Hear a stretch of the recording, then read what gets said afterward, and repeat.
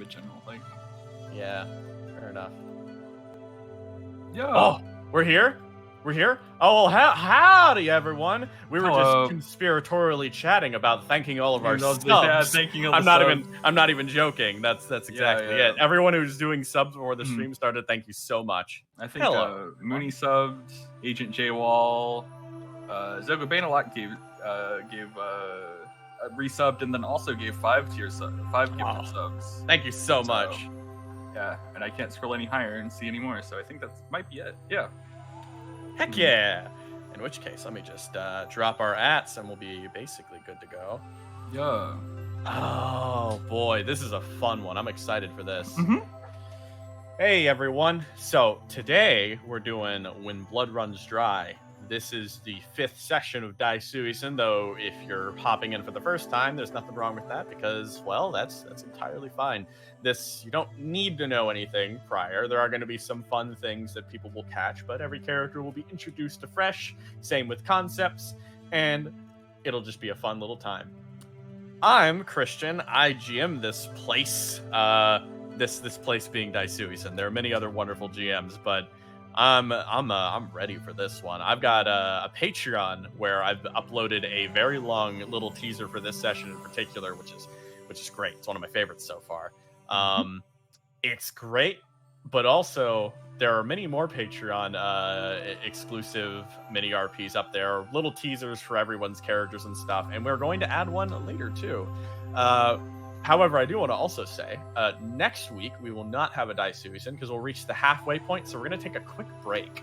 But if you sub, there will still be more content to come, including a teaser sometime next week for the next PC after I manage to get back from my vacation, which I am currently playing on. The other things I want to mention is that I want to thank 2 Minute Tabletop, Ori the Cartographer, and the Dungeon Draft program for allowing all the maps to happen here. There are a ton of pre-made maps, especially in this one, and I'm really excited to show them off because they all look great. Also want to give thanks to Monichi for doing the pretty title cards and the animated assets. And then thanking Zephysonis on Twitter for the music track you're listening to right now, including the other versions of it. And beyond that, I want to thank you all for showing up and donating and doing a bunch of great stuff. And I'm going to pass it off to the next person on the list, our player for today. Hey, it's me, Aloha. I'm typically the camera guy, but this time I'm free from my position to play a character. Thank you all for coming out. If you, I don't know, the only thing I have to shill is like my Twitter, where you can find all the various stuff I do and see me tweet about bullshit. And also, I'd like to thank J-Man for cameramanning today, so I don't have to cameraman my own session. Always blessed. Thank you, J-Man. Thank you, J-Man. Yeah, that's pretty much all for me. Last but certainly not least, we have Chad. Weast. Hey. Hello. I am a participant, but not for this time. My brain's a little frazzled. I won't actually be playing in this session, but I do have some art that appears in this session, and I do many of the icons you see in the background, the generics, and some character art even. If you want to support me, you can go to my Patreon, which Aloha has blessedly linked in the chat. Thank you. Excellent. Yeah. That's basically most of our shills, if I'm correct, right? Don't forget to visit stabbyness.com. That's right. We got stabbyness.com, where you can find all the episodes of Daisuisen, along with a bunch of other of our shows. Play the gotcha. It's great. You can go play the character gotcha. There's a ton of icons at the top left. Tell us what team you get on the official Discord as well. 2-1. Fantastic. Nice. Right. But that's about it, right? Yo. Okay. Thank you for all the subs. Thank you for all the subs, everyone. Oh, that's fantastic. So with that, Aloha. Yeah. Are you ready? Yes. Yes? Yes. Are you excited? Yes. Do you feel the blood pumping through your veins? Very much so. Excellent. This is the most important question I had.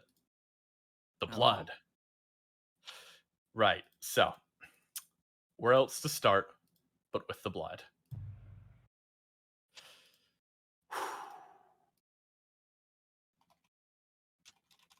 There we go.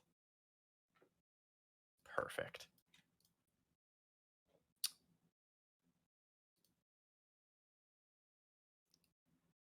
Flame!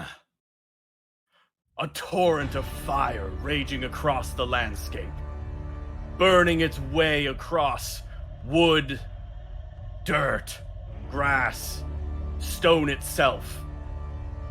As it blazes a path forward, one soul runs across. Shepherding a number of tiny spirits within its fold, it moves across. Ever exhausted, having failed every single engagement to this point. Despicable worms. The wretches beneath my feet. How dare they? Kokuten, you Yes. move forward, stepping across, almost tripping over these rocks as you sort of right yourself forward. The parasol still held in your hand as you move ever so silently forward, stewing in anger. But suddenly, arrows fly, sparking and hitting across the ground, smacking with their stone tips up against the further stone on the floor. Little taps against the ground that almost blaze with the fly, that almost drown out next to the blaze of the fire. More step forward. This man, a simple beast, one that stands no match against the fire, nor the test of time. Yet in this moment, having had your connection cut by the sheep god, you, too, are but a single flowing leaf in the blaze, easily consumable by fire and arrow. She takes a step backwards, almost struggling up against an abyss behind her. Either the flame, the drop, or the arrow in front of her. She whirls around, her eyes reflecting the blaze, empty sockets showing only malice. The one who strikes me down, I'll give a reward to. 1,000 years of cursed lineage. Who's brave enough to take the head of a god? The first one steps forward, one that laxity face in this memory. All the same, he speaks with pride. The sheep god protects us from your wiles. I'll take the shot and die here amongst the rocks. Notching an arrow, they stand and they fire directly at you. An arrow that, unfortunately, flies wide, landing against the flame.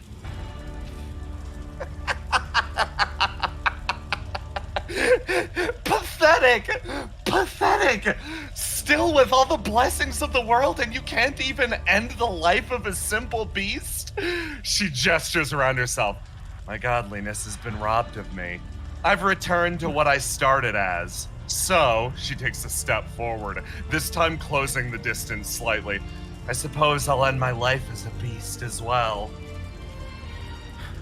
Within this form, you step, moving along with the flow of your pride. Should this river smash against the rocks and perish into a pond, then all the same, it shall do so where it pleases. And yet, inside, the god lacks pull of her own. As you stand, you feel a tugging sensation at your back. There are spirits inside. One singular spirit is crying out. It festers and almost cries against the wrath, the fury around it, everything pouring in, infesting your newly incorporated. Frustrating. She turns. Instead of ending her life as a beast, as she'd so wish, she has a responsibility now to carry these new lives forward. So instead, she turns on the second instinct of beasts, flight. Seeing yourself turning, you hear the cries and laughter of others. Bold words for an old god, fleeing all the same. But you run, and inside that spirit, one of those core spirits stuck inside your form almost cries out. The wrath around it continuing to spill as more forms come. This entire war, it's felt it. Rage, wrath, pain, all spilling out, sucking inside of it. This spirit itself lacking in any form of counter, lacking any way to push back against this rage. As you run, you make your way all the way up past this small little crag that's already burned to ash. And you feel it. Something as simple as an iron arrow piercing through your back. This, a shot that would be fatal on any normal human, all the same pokes out almost grisly from your chest, but you move. You continue pressing on. As you move, you find yourself nearing the edge of fire. The blazing inferno pressing on as you do. As you barely manage to make it to the edge, more and more arrows assembled. One finally hits you in your leg, arcing over the fire and causing you to pin yourself to the ground. You hold yourself, momentarily realizing these weak, pitiful, mortal legs that have now been granted to you. They cry out in pain, exhaustion, as you almost double over. You feel a form press up against your back. A simple boot pressing you down against the ground momentarily. As one form, joined by another, joined by another, joined by another, and on, you notice you never saw them like this. All of them, ever so insignificant. But in this way, you both, you and these humans, are all just these tiny little collectives in a vast world, clawing for their own lives. This one pokes you to the side with the spear. Should we burn her? Right. Burn her, cast her to the winds, 10,000 pieces into the sky. One steps up, all sharp implements, fire burning around. And as you ponder this, you have an instinct, perhaps. As a sword slashes down, you cast out, spirits starting to flee and move to the side. One watches you, its caretaker, being slaughtered like a pig. Right here, in this spot consumed by rage and fire. And yet, as this thing looks across at you, at the many forms moving forward, the new coalition of souls from the country that is now to form from the ashes of this brutal war, it also hears something else. A single footfall. A movement from behind. Without any real sense of eyes, it also sees the world as a whole. And it can feel the world. It would be inaccurate to say it hears this, but it feels it. Footfalls, stepping ever so subtly, quietly, yet no. What is that? That thing cannot be called quiet. It is a gentle soul, one that can feel, one that is also unfitting to the flame and rage, and so the spirit clicks to it. A soul that seems to stomp and move across the terrain. A body full of peace of mind. A singular objective, moving down across this blazed alley. An alley of trees and broken wood and ash. This form is ever so calm on its objective. It feels not the rage for what it must do. It simply understands the reality. It had sworn an oath. A singular oath of protection to the lands right at the border. Should battle be done, should the foolish new countrymen of Raoji cross over this border, should they make themselves known to a land that is not their own, and bring their war, blood, and carnage upon this land, then one who governs over war, blood, and carnage shall meet them, and they shall break against this wall like a tide, splashing back and perhaps extinguishing the very fires they set in Raoji. As he steps forward, Kokuten, you notice the forms beginning to spread out, fanning about as more begin to back up. The form ahead of them, moving out from the only part of the forest that is not yet caught ablaze. It is one known to these. It is the most feared entity to this coalition. One that governs over very carnage itself. The master of bloodshed. A god. One beyond them. One beyond the one at their very feet now. As it takes 2 more steps forward. This is an entity that goes by many names. Though, to those on the battlefield, it is only known by one. It is simply the Red.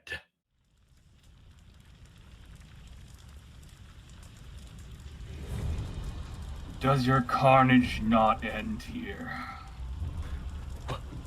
They fan out, running to every side. Don't get in front of him! Move around! Try to pin him down! They move with ever so... What is this? No. The core spirit beneath. It feels rage fall to fear. Different emotions rushing across, but all the same, fear and the bloodlust in their hearts is not... It is not a contradiction. They feel both. They seek to kill 2 gods today, for their mortal hubris has gotten the best of them. As this one steps forward, attempting to stab down, this core spirit, this lone little thing, feels the entity in front, standing ever tall and ever so silently, looking across, an empty heart, a calm one, speaking all the same with feigned malice. Blood God, Yes. I would like you to roll to do, but first, let me set you up with something. There you go. I should tell you the first gift in your possession. You are allowed to clash with anything you would like. This is simply something you can do. So, Blood God sees this human run up and presumably try to stab, but he isn't going to strike back. I'm gonna simply let this person hit me. The spear comes in, attempting to cut against you. A spear moves up as you let him hit you. 4 damage is dealt as the spear simply cracks against the armor, pressing in as he almost pushes his spear all the way up. And what I'm going to do is I'm going to take my hand, put it on top of his head, and lean down to this small mortal. Do you not realize your head is much like a flower? So easily plucked. Your life is best spent somewhere else, doing something else. Carnage only leads to carnage. If you start spilling blood here, like a mirror, I will have no choice but to spill it back. This is your final warning. You speak. And the one in front of you, terrified all the same, stumbles back, moving across the landscape as the rest charge in. One by one, they move, attempting to stab at you, taking the opportunity of the distraction to almost carve against you, trying to pierce away armor. You noticed 1 or 2 attempt to drag away the goddess at their feet. Yet one, once more, stumbles back and attempts to flee. That's more like it. If you will not heed my warning, then I will have no choice to do what I do not like to do. May your ancestors and your predecessors see you and realize the mistake of your life. And with no choice, and with giving them an option, he has no option left himself but to fight back. And so I'm gonna do that roll to do. All right, let's do it. So as these people roll in, we just Oop, okay. Oh, you should have a +9 on that. It's not Yeah. showing you do. I'll get that plugged in. That Yeah. beats because the +9. I'll get that plugged in immediately. But yes, you can go ahead and start making your other rolls. yes. So it's 4 people against me right now. So Yes, absolutely. technically 4 rolls to do. Yes, and I will. A 1. 1. Oh, Yeah. Oh man. roll These 2 more. Yeah. Mortals got hands. Mortal's got hand. That one wins. Next one. Okay, Yeah. so you notice as 2 attempt to stab up, almost immediately blood seems to pop, simply moving within and without them, as over time more and more seems to spill across the landscape. Yet, all the same, as one behind you moves, once more falling to a fate of simply lacking the ability to circulate blood. One more manages to move to the side, managing to get the best of you and stabbing his spear directly through your armor. He turns to that singular person. And just glares as he says, I'm sorry about this. And Your he's turn, yeah. He's just going to lift his hand and flick the guy on the head. All right, give me a roll.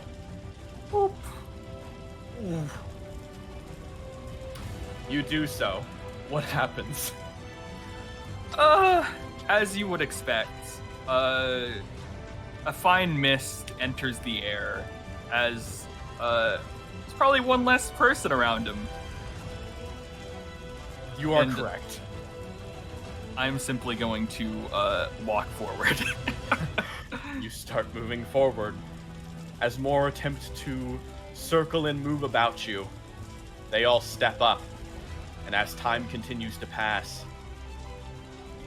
the border of Rauji and Mitsudai, the country you'd call a home and the country you could only call your home in the past, it becomes stained, overridden, as blood spills across the border. More and more blood. Over time, it washes together. All of the bloodshed seen over the years. This is your fate. This was your fate. The fire fades from your mind. So much red. But all the same, your mind drifts, floating ever so suddenly. This is not a place like that. Your mind returns to the present as you stare forward. This land is covered in white, covered and blanketed in snow that simply falls around your surroundings. Oh. Why did I think of something back then? Why did you? Ever so long ago. Centuries now. You've been thinking a lot about it, actually. Those memories seem to have been drifting back like old wounds across your head. Ever since the reason you came here, ever since this happened. Yes, ever since this.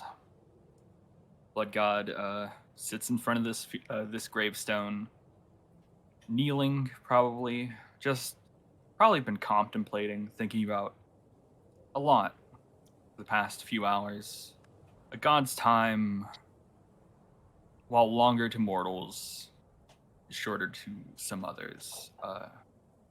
A couple hours feels like a couple minutes. Blood God finds himself often sitting for hours and hours just thinking on a singular subject because he has too much time, too much to process, simply not enough to do but to think.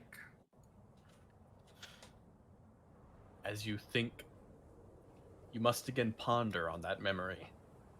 You wonder about it, but you wonder if pondering of blood in such a canvas state like this would be good. You almost feel as that perhaps by thinking of blood, it would simply fall out of your mind and turn this wonderful white snow into some sort of gruesome landscape. More so than you suppose some would consider it to be already. Mm-hmm. A graveyard at the top of the hill. An abandoned place. This was the most peaceful spot. One that would most likely stay abandoned by grave robbers or otherwise.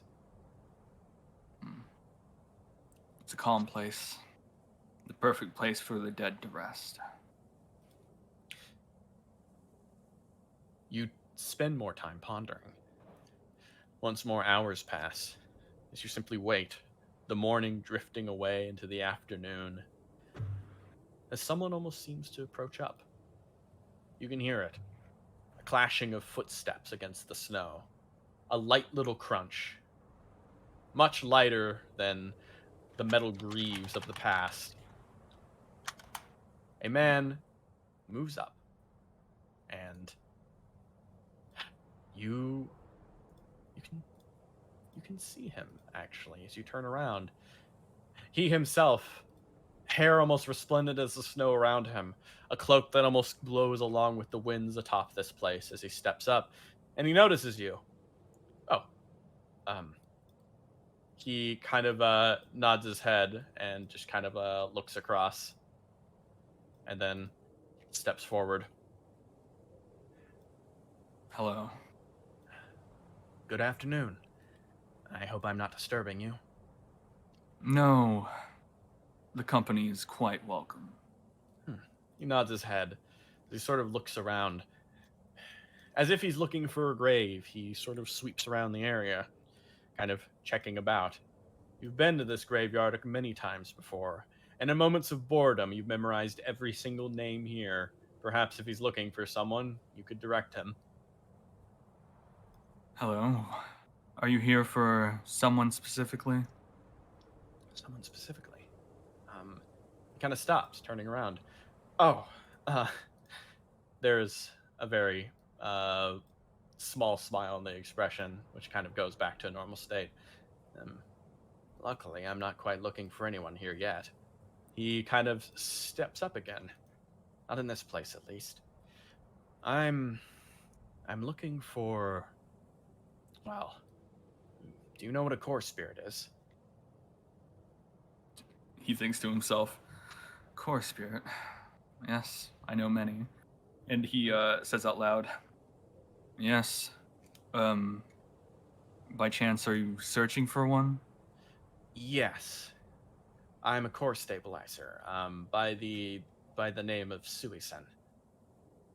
I'm core stabilizer. Yes. He kind of nods his head. I'm currently...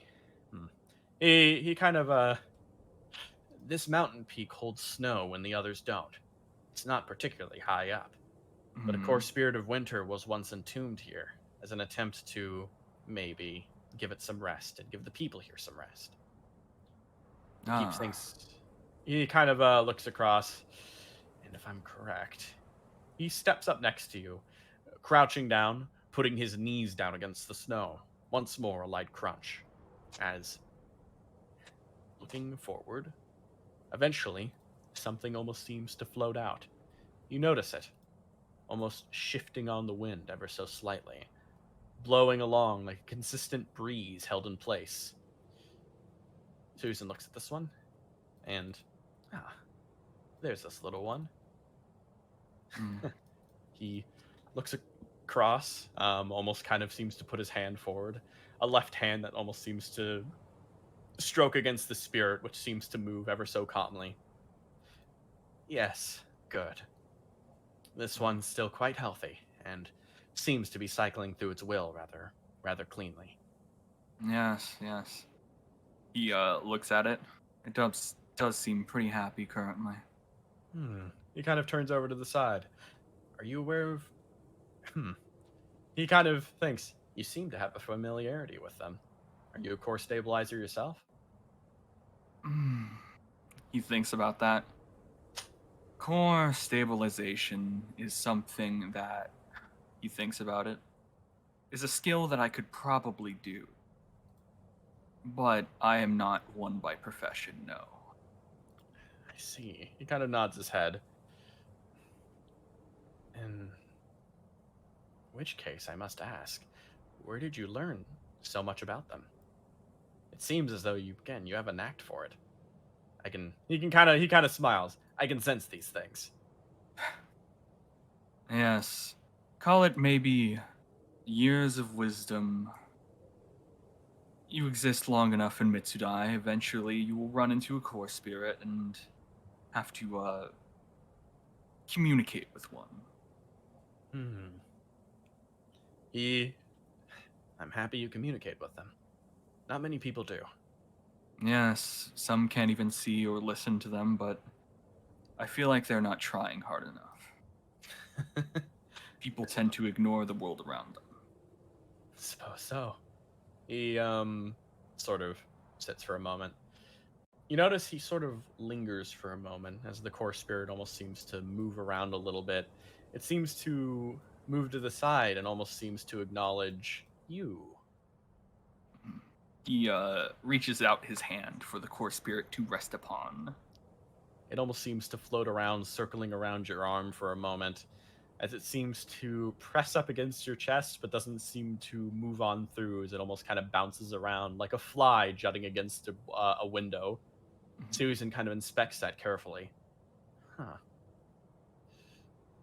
He stops silently, and then, well, reaching his hand out again, the left hand almost grabbing up the core spirit, and he seems to put the hand down, guiding it to the ground again, as the core spirit of winter once more rests within the snow around this area. These spirits in their own right. He kind of, they're interesting. Their own inherent lack of wills means that what they're filled with can be quite varied, I suppose. He stops, turns over to Blood God. I suppose this one seems different than the last time I met it. How often do you come here? How often do I come here? It's been about 2 weeks, hasn't it? Probably, about, yes. I've been coming frequently, probably. Though, yes, frequently is probably the correct word for it. For about 2 weeks. I see. He kind of considers that. 2 weeks. It would be wrong for me to accuse someone. There's probably... Well, I don't know many others who comes to this hill. Most of the graves around here, they're abandoned. The people in this graveyard have been left over from a town that was buried in the snow. Many are buried here, but not many come to visit them. So he kind of checks over. It's been a couple of years since this one was checked on. So I must ask, would you mind if I spoke to you about some things? Just casual conversation, really. If you have anything on your mind, I'd like to hear it. Aren't we already doing that? Why do you have to ask for permission? He kind of stops as he sort of thinks about that. Well, casual discussion and prodding into your personal affairs, it's something that... There's a differentiation, I suppose. It's just to make me feel more comfortable. And hate to get on work to a stranger that isn't interested. It's fine. When you walked up, I said I appreciated the company. So I do not mind speaking my truth, if you will. Of course. He kind of does. whatever you can. I do feel something's off, and I would like to make sure that the core spirit hasn't taken any of that in. Yes. I can understand the concern. Blood God just kind of sighs and she's like, well, it is your job. And you seem like a trustworthy boy. He kind of like stops as he looks across, and he's just like, "Boy, what?" I have carried many names throughout the centuries, many titles, but the one that rings truest is Blood God of Mitsudai. There's a momentary pause. Yeah, I see. Gonna have Suisen roll if he knows anything. He let me roll to see if Suisen knows anything. Yeah, okay. He stops, and you notice an expression swap on his face as I'll notice a look of recognition followed by an immediately back step, and then he presses his face down against the snow, covering it with a bit of white as he almost seems to bow down before you. My great apologies. I didn't know that you were a god. It's fine. If I wanted you to know I was a god, I simply would have stated it when you first walked up. Thank you. Yeah, that's very generous. He sort of sits back up and then sort of, I've heard of you. Mm-hmm. Many have. Yes, he kind of stops. I suppose there's no need for me to regale you of your own tales. Yes. Being notorious, well-known, brings its own burdens. Says that to Suisen. Yeah, he's just like, yeah, I know it. It's a whole affair, isn't it? Are you particularly well-known, Suisen's core stabilizer? He stops. Oh, you don't know me. Fantastic. That's a breath of fresh air. Yeah, I've unfortunately been somewhat cursed to be granted a great legacy. Cursed, you say? Yes. I'm sorry. It's quite fine. He kind of stops as he uh it's a strange curse, though it's not one I suppose that lacks any benefits. It's just against my character a little bit. Yes. It seems like something that would greatly benefit a core stabilizer. Of course. He kind of stops, letting the conversation sort of die off there. Regardless, I believe, if you would not mind, why not speak to me, Blood God, and tell me what it is you're doing here, and why it is you feel so... Why does the core spirit feel so strange? Perhaps it's because I feel strange. He directs himself to you, kind of pulling the coat over him to just block a bit of the winter again, wiping some of the snow off of his face again. Right. Care to start from the beginning? Starting from the beginning. Suisen, let me teach you this. It's a very important skill when conversing with the gods. Starting from the beginning isn't something that you do. After thousands and thousands of years, the beginning is hazy. It is hard to keep track of. So when you want gods to start from the beginning, what you really want them to do is start backwards. Start backwards. And start backwards we shall. As prepared you are to delve back into your memories and speak of the tales of your travels. Here we go. Here we go. So, welcome to your travel board. Oh, fuck. To start back from the beginning would be impossible.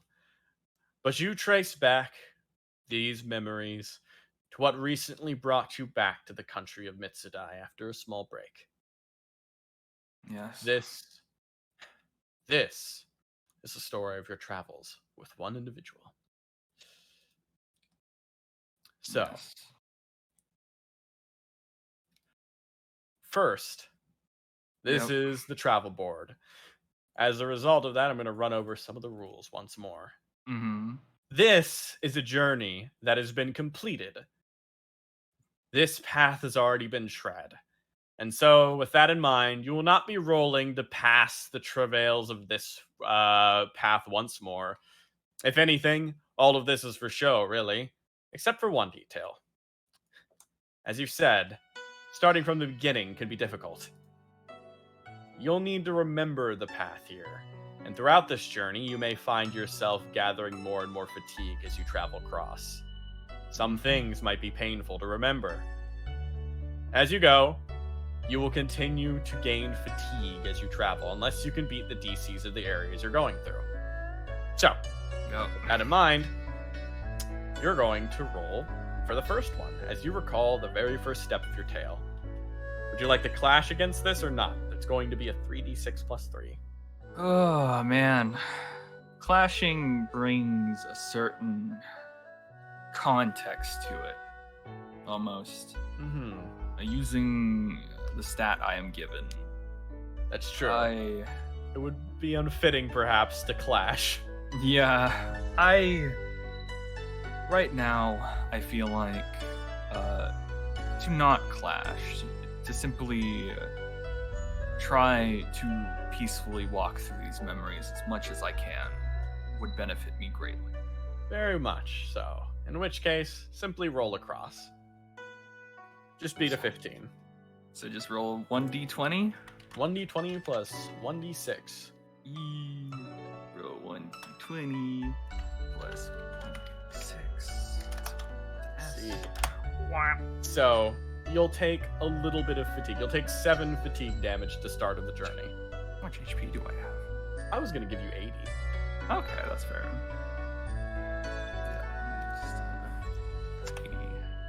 Nice.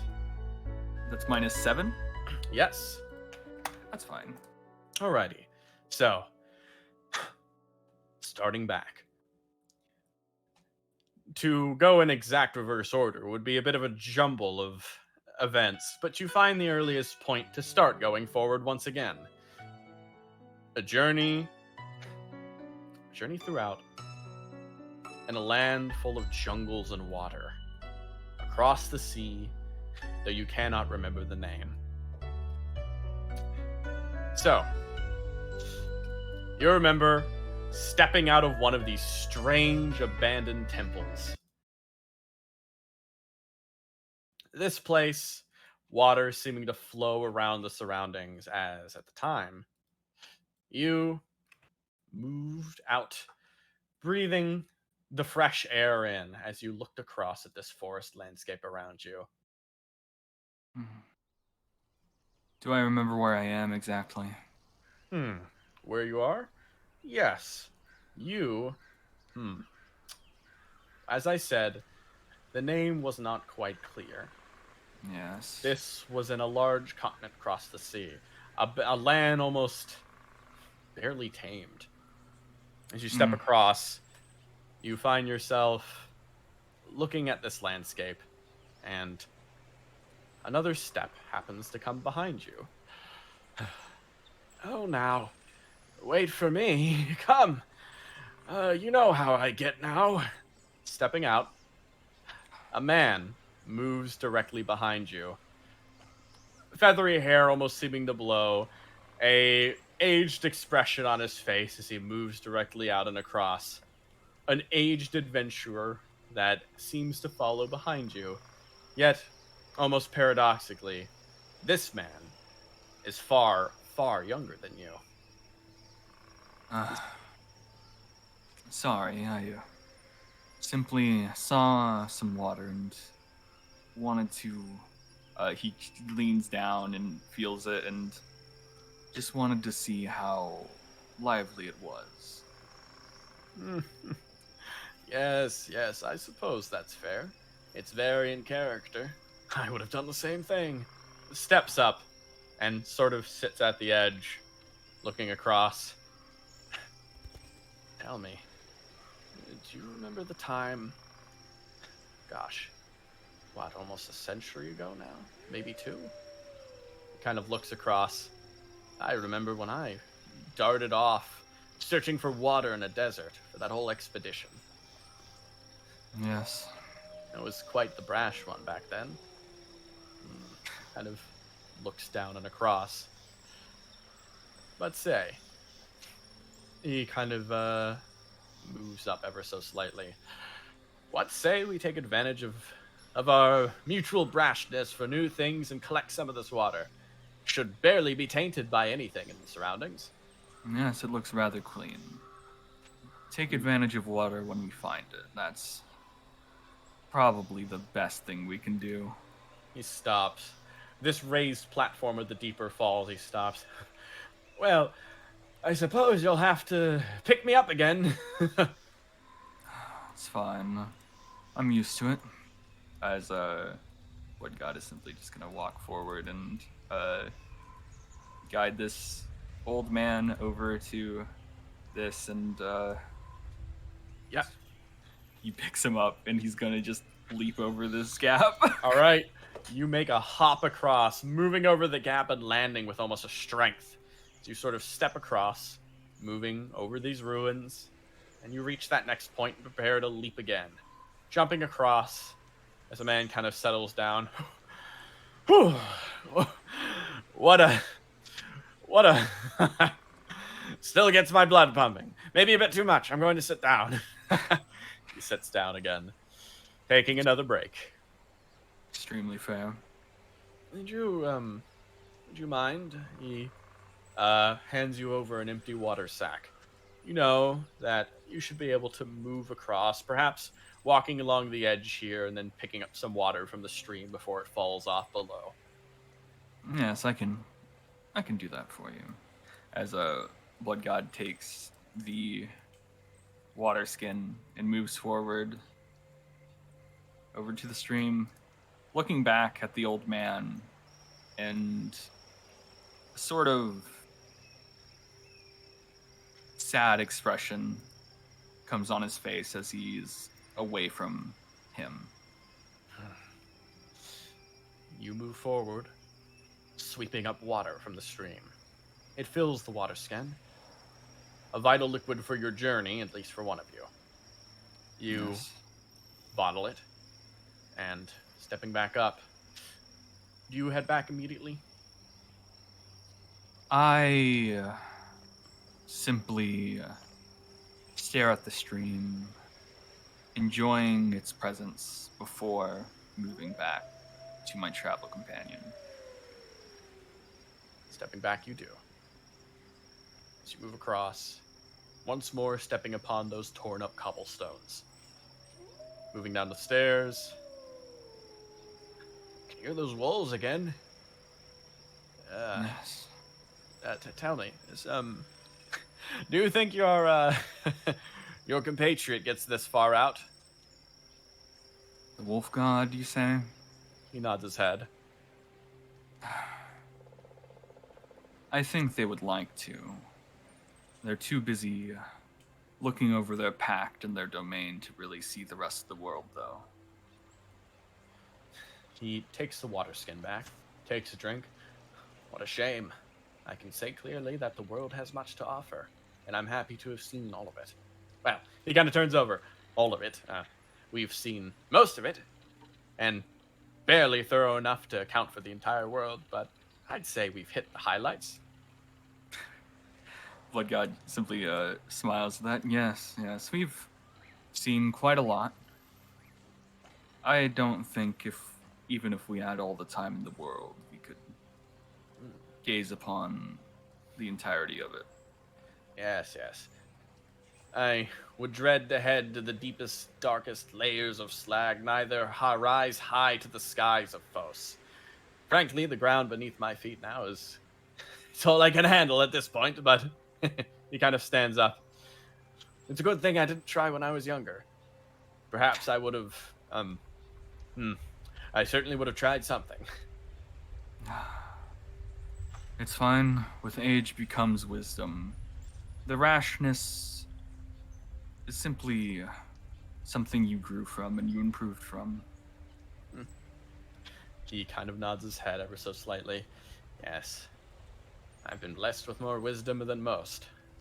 He moves around the side, kind of stepping along with you. Tell me, why don't we depart for now? I thought we saw a neat little podium on this way, built into the jungle, a great statue. I'm quite curious. Statue. Yes, yes. He kind of moves on up, or a structure of some sort. It is what it's. He seems to get caught for a moment.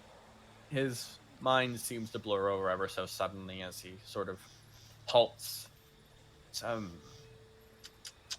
What did the people call it? The ruins here. I Can I roll something to potentially Sure. roll 1d20 plus 1d6? That's 1d8. Fuck. So that's 18. I mean, I actually rolled. Oh yeah. Yeah. Roll 1d6 fresh. 1d6. There we go. Oh, that's still good. That's 17. Yes. Let me just roll something. You'd beat whatever you're like if you're trying to remember something or get a location. Yeah. What he's trying to remember himself. What is it? A podium? Is it a statue? Is it? It's a structure buried within the abbeys. This or the abbeys. This. Yeah. A lot of these places are abandoned, never having been able to stay standing long. These ruins are old, but perhaps not as old as you would expect. Old, destroyed societies. You two, having wandered around here, a place most would consider a dead land where only the dead walk. A dangerous place, but you seem to have made your way through with minimal problems. A large monster, a dangerous beast coming by, but you've been able to handle it so far. Though it's best not to stay long, you have decided, at the very least, to take a look around. Yes. It probably would have been better if we came here when you were more brash, potentially. No, it would not. He turns around, giving you a bit of a smile. I would be going and hunting some of those big beasts they talk about, deep within the woods. Surely would have gotten myself killed. Yes. All the same. Yes, it would have been rather fun. He steps forward. But I must say, these ruins have been fun of their own right. I grow to appreciate that which fades, as I myself, as we all fade. Yes. Cheers to that. You both stumble on, leaving this spot behind. And now I'm going to drag. You remember that you were not alone. Traveling along with one other as you made your way past. So, we're going to drop you out of your red because we're not doing that. Now just, roll. I can roll to do complex and just do wild, right? Yeah. Yes, absolutely. So let's see. Wow. That's some Satan nonsense right there. Well, so wow. Okay. It's not the right one, but we can just take. That's not the right one. That's that one. That's great. So that's so funny. Okay. What do you expect, man? What do you? That's fair. Oh, so I know what I do here then. Oh no. So, hey, Blood God. As the next chunk continues on, you begin moving, and you remembered you wanted to go and see that podium. All the same, you can't, for the life of you, remember what that looked like. You and your companion instead simply moved along, finding your way forward. Oh. And momentarily, a voice kind of rings through, breaking through the memory for a moment, kind of checking with you. Is everything okay? Yes, everything is fine. I just, my memory isn't as good as it was when I was fresher, I guess I could say. As much as I would like to remember what we saw that night, I can't seem to recall something even so close to the current time. I see. All the same, if you can speak more, he kind of even if the account falls apart, you can still tell me how it feels. So keep going if you would. I'll still listen. How it feels. You make another roll for me right here. Well, yeah, make another roll for me as you're going to once more continue moving on inside. First, 10. also, you're going to take 5 fatigue. I'm going to roll. 5 fatigue. Yeah. There's a roll. Oh, I rolled it already. And oh yeah, 13. Okay. Let's see. Let me get my calculator. All righty. That's an easy way to do it. Yeah, because my HP doesn't continue through the thing. So I take 5 damage. Yes. Okay, cool. So with that in mind, yeah, you both begin moving on. As you go, you've begun to remember kind of picking up where you left off. You passed that point. You do now recall moving even further along. You walk up and find yourself moving up close to a river, a spot that you managed to get aboard, and this canoe that you managed to bring along with you as well, you managed to board as well. And crossing over, you have to head deeper into the water itself, trying to find some sort of calm place to continue on with. And as it happens, you get one more roll here. Yeah. I'm trying to see. Roll. So wait, let me drop my swing. Let me make sure. Yes. Actually, I have it dropped. Okay. Yes. So if I just use this, it should. Okay. All right. Plus 1d6. All right. Let's see. Wow. 10. Wow. 11. Now, I didn't use it in the other one because we didn't need it. But your traveling companion grants you with a boon. See, your traveling companion, being ever so familiar with you and having traveled a long time, knows how to keep your spirits going. In fact, in your memory, this is someone who is important. This is someone who you try to remember. As such, being a bonus D6 to this, which puts you just barely enough to remember this scene. This scene was important to you. That's what you remember. This was a silent moment shared on a way to somewhere else. Let me just slap you down. Let's just put you here. You both wandered out to a river that looked ever so beautiful, actually. You doing the rowing, bringing yourself upwards along the river's path, fish swimming underway, dipping a hand underneath the water. Beautiful. This place holds many wonderful beauties buried beneath the dangers, I must say. I've not untouched by man. Almost. He kind of smiles. We know who won in the end. He kind of checks around. All the same, I've never seen foliage grow this big. Well, I have seen large trees. I've seen large individual pieces of land that stretch to the sky, but he looks over. Lily pads. Those are some big lily pads. Don't you agree? Blood God looks at the lily pads. Yes, they're quite large. Potentially large enough to hold our weight. He kind of stops and he kind of looks over expectantly. Care to try out? He stops rowing and puts the oars back in. Yes, I think I can try. Though I do not wish to get wet at the current moment. All right. I want you to do it to me. Give me a roll. Fuck, why do you keep asking me to roll, I man? keep doing this because I know what happens. 20. Oh, okay. So, you manage to leap and hop and that's not a 1d6. All the Yeah. same though. Yeah, that's fine. Yeah. You leap and you almost land in this bundle of lily pads, which starts to sink underneath your weight, but almost floats like a raft.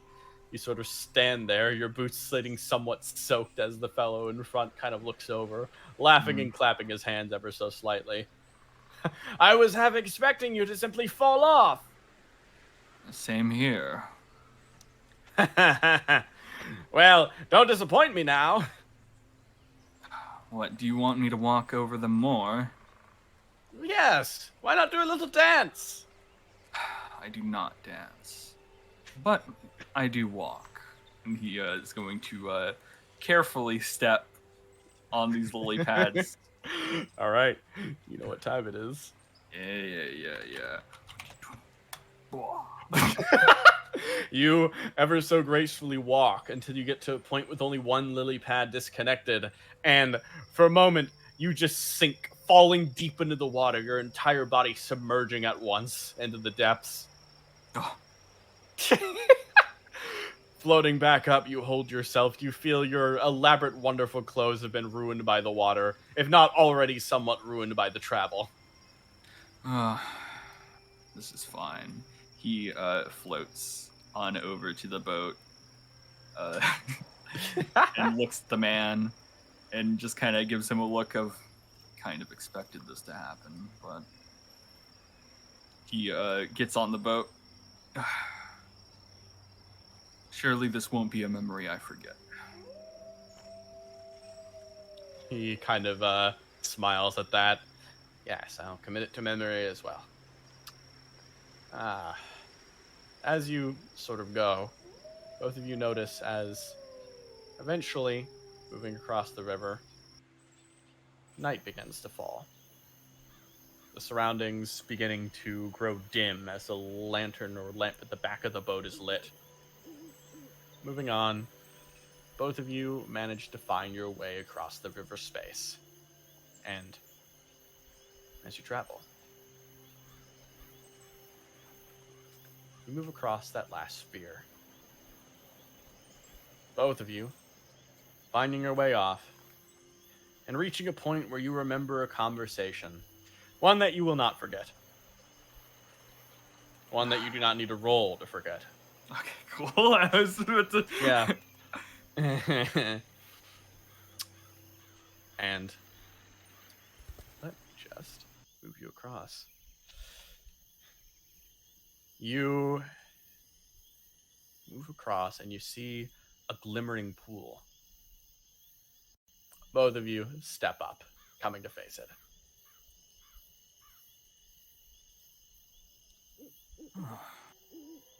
Well, look at this.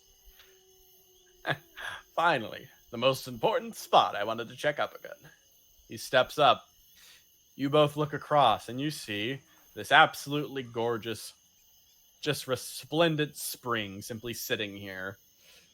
As moving on up, the man, rather slowly, of course, give me a hand, please. Kind of puts his arms out.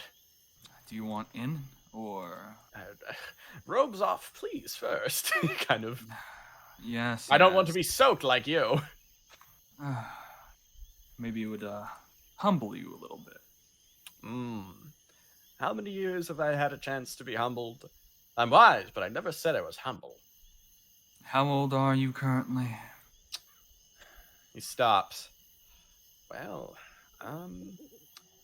what would it be? 400 and... How old was I when we first met? At least 4 centuries. More than that. 4 centuries. Close to 5. Blood God helps this old man get undressed. Yes, it's been quite, he was gonna say short time, but looks at the man and says, quite a long time. You help, and then he kind of moves across. And he does try to go in by himself, but eventually you scoop up, and you help him inside the spring. He enters and sort of sits down ever so slowly. Blood God's gonna walk along the edge over to here, where he simply just sits down on the rock. Nice. You sit on the rock as the man almost sits within the spring, and you start to think, oh, there are fish in here. Well, he kind of moves across, realizing the fish are almost swimming in there. I hope they don't mind it then. I think it's too late for them to mind at this point. You're already in. He stops, leans back, and a silence spills over ever so slowly. His conversation almost seems to die off.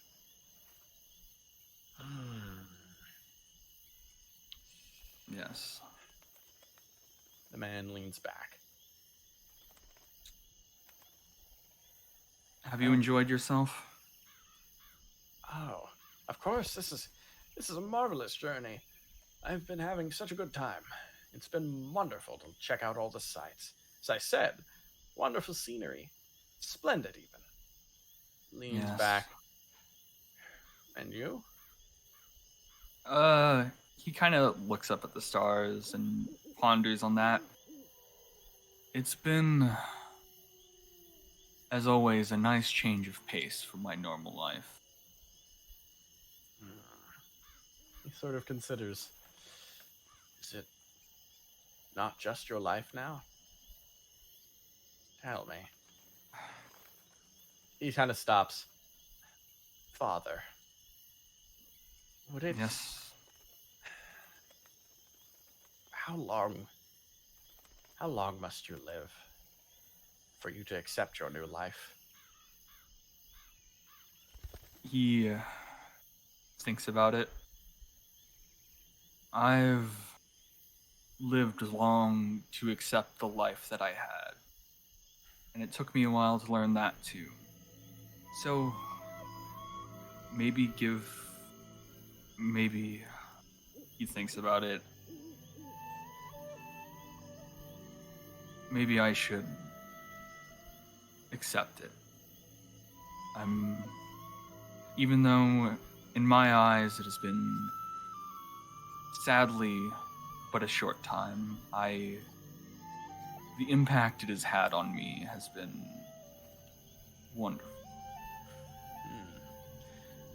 It's been quite a long time for me, but again, perhaps that's just me. I think there's something to be learned, though. He kind of thinks about that. There's been many hardships. If I must say, some of the joy I've experienced in my life is, well, I appreciate it. I appreciate it all within its small little doses. Yes. He kind of, maybe it's a... He kind of, maybe I've made some form of error in thinking that it would be so easy, but he kind of reconsiders. But as someone who lived so short of a time, in comparison, even I've seen those disappear, die with time, fade away. I always wondered if they thought even different from me. And I think I learned from them something I almost felt unable to learn myself, that these silent little moments are what life is. Most entities flicker out in an instant, but to live in these moments would be quite a nice existence. I think as I've come closer to my end, I've noticed that I simply seem to accept more things over time. I don't think anymore about if I'll have enough time. I suppose I know I don't. So I simply accept every single step. Every single sight is a joy. And he kind of turns over, and I've gotten to experience so many. So I suppose, thank you, and my apologies. One, you do not need to be thanking me, for I should be the one thanking you. The company is very much appreciated. And two, I'm confused on what you're apologizing for. He reconsiders and just sort of doubles down on this. father, He stops, a moment hanging in the air. A small break before he turns his head back. I know that this isn't easy on you, this part. I know it's never been too easy.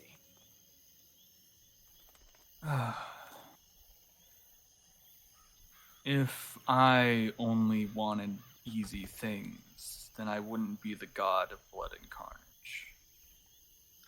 He kind of stops. We do not pick who we are. But you are strong. You are strong for persevering. Yes, you're the oldest person I know.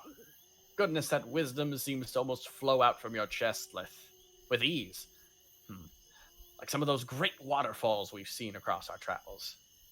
Back in the exact location fades. You're not quite sure what he said at that point.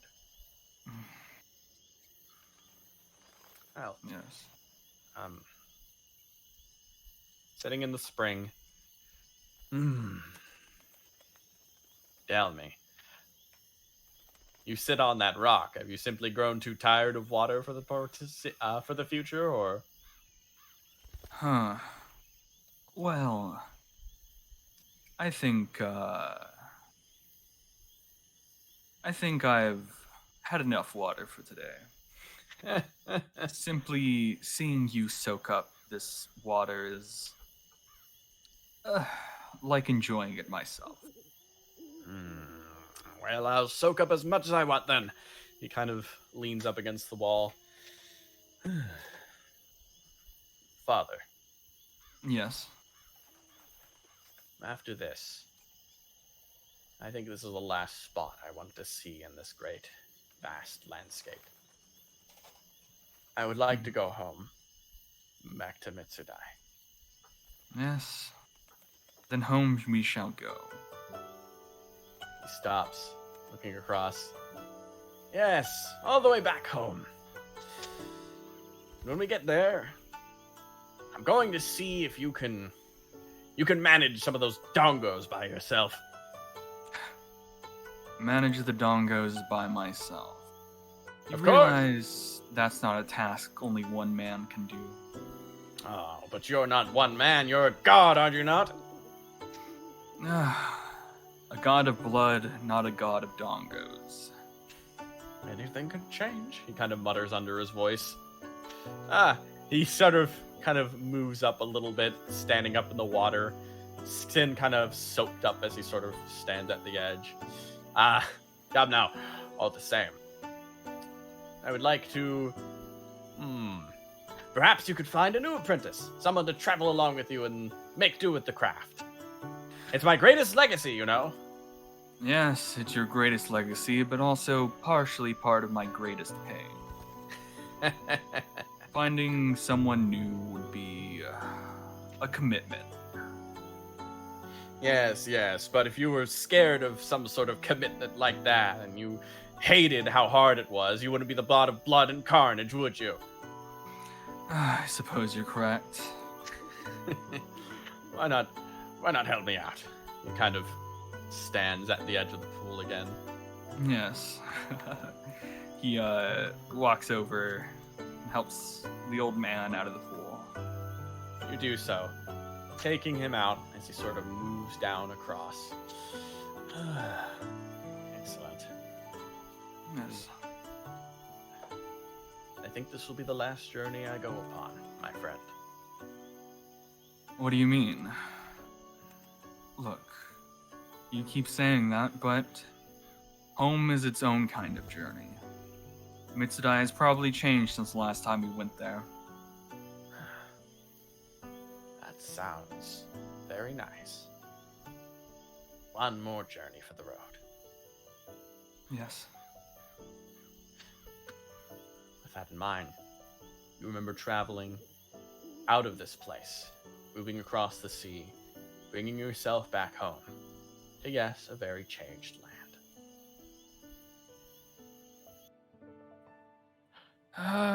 And here, I'm gonna call the first break. Oh, Love this loading screen so much. oh Oh. boy. What a great start. You're doing great, my friend. I'm fucking sad. Yeah. Ah. Oh man, we've only just gotten started. That one's happy. Oh god, dude. Oh. Okay. I'm gonna be right back to get some water. Hey chat. How's it going? I'll talk to chat with you. You're doing great so far.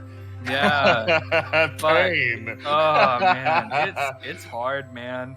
It's hard. Oh god. Shimmy Gangod, thank you so much for the sub. Thank you for the sub. Oh fuck. It's hurting me every single sentence. I'm just like, I feel like I'm stun locked a little bit. I'm just like the Kokiden scene. It was like, yeah, that's easy.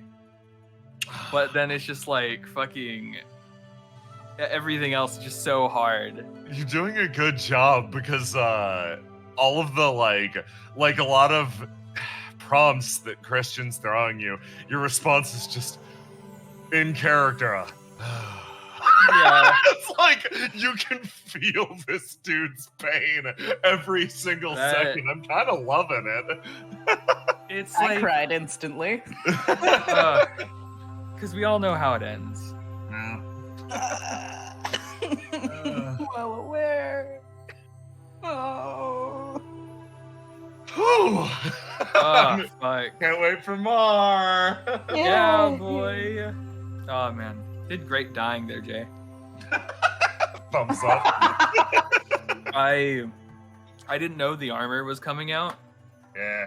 The reason it took me a while to talk is because I had to go grab my Pringles can. You had to go keep the can that you get just in case. I always keep a Pringles can near me just to speak into it, and it was like I had it and I had to uncap it and then speak. And I was like, well, oh man, gotta get the blood pumping, bro. You sure do. I wonder what that scene I forgot was. So bad. Shit's gonna haunt me because I'm just gonna roll bad. Yeah. Because I refuse to use my stat for some of these. Yeah. And I'm gonna lose so much. And it's just like the fact it's probably just going to get harder as things go on. Yeah, probably. And it's just like the fact that I lost something so close is just going to it's already eating me up, you know?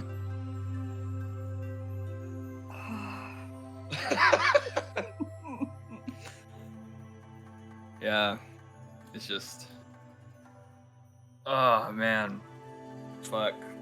I came up with this concept like so long ago, and I was like, yeah, this is gonna be fun.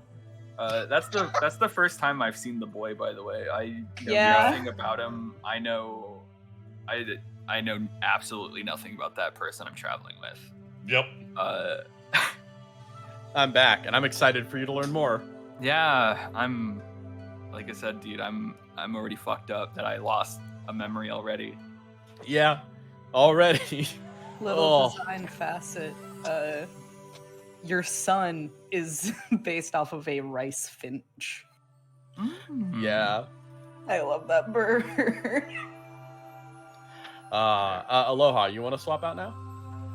No, I'm fine. Okay. Let's see. Okay, in which case, I'll be back in it in a second. How's chat doing? How's everything going? I'm going good. Nice. Just vibing. So the person who did the art of the armor is Bryn. And the person who's done the art of Blood God is Kat Artna. Yeah. A fantastic job making this guy as hot as possible.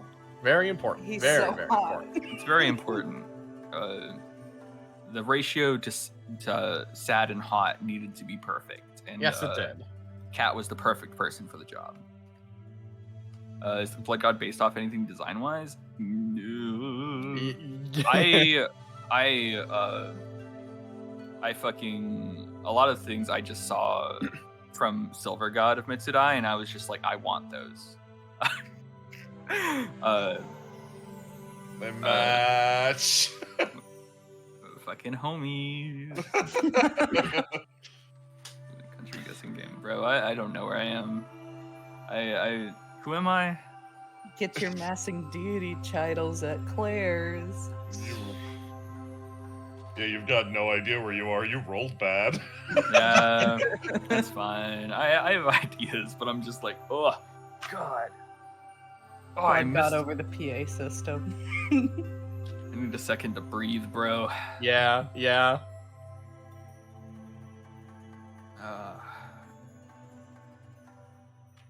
Oh, did you tell him what he missed? No, I don't want to know what I missed. Yeah. No. I didn't roll good enough to remember it, so I'm not gonna know. And Dang. if I know what I missed, then did I truly miss it? No, exactly. That's exactly fair. So we're just not gonna go into it. Did you like your 1 in 4,000 something chance that you rolled back there? Yeah, that was pretty good. so fucking funny.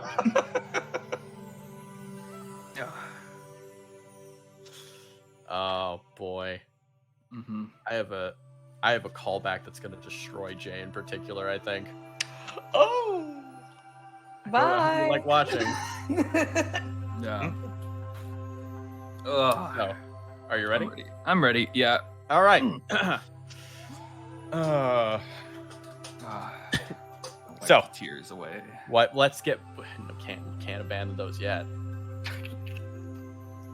So, let's get back in it after Roll20 finishes, stopping lagging out on me for a second. Mm-hmm.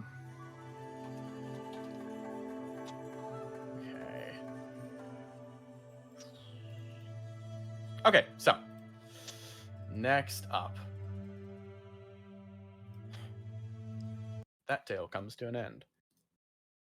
One more tale of yours, simply a small one you kept close to your heart. It was an easy tale of just you two, a private affair that you spent together as your last journey abroad before the final journey home. He would last a couple more years before passing away. At which point, and let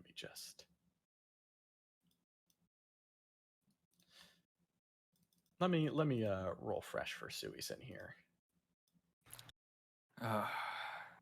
And yes,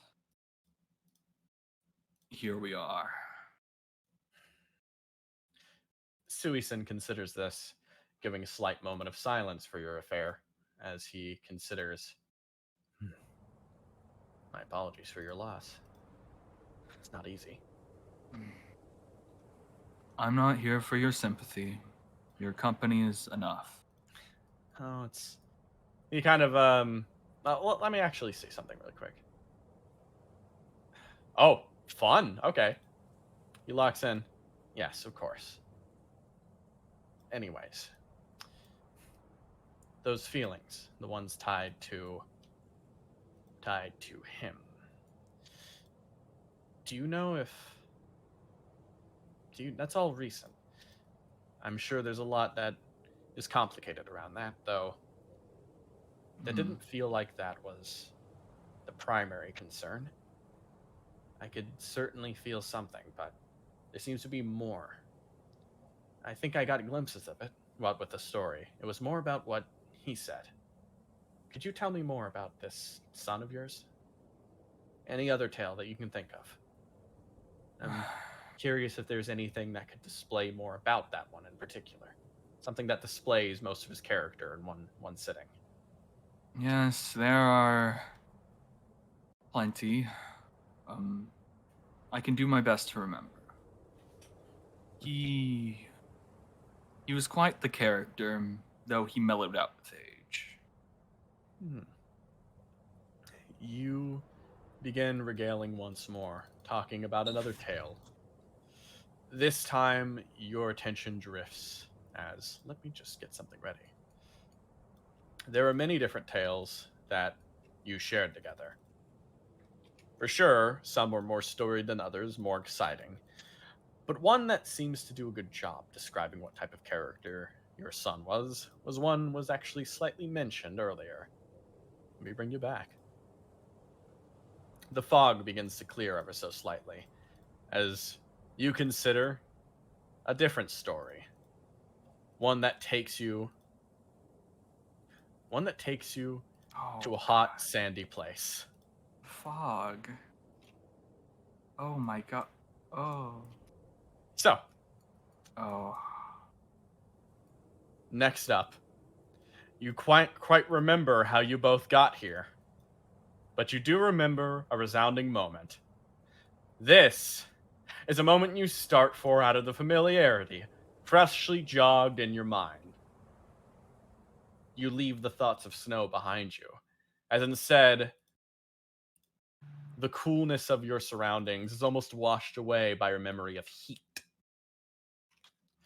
Heat and sand. But most importantly, for the start of this story, a glimpse of water as well.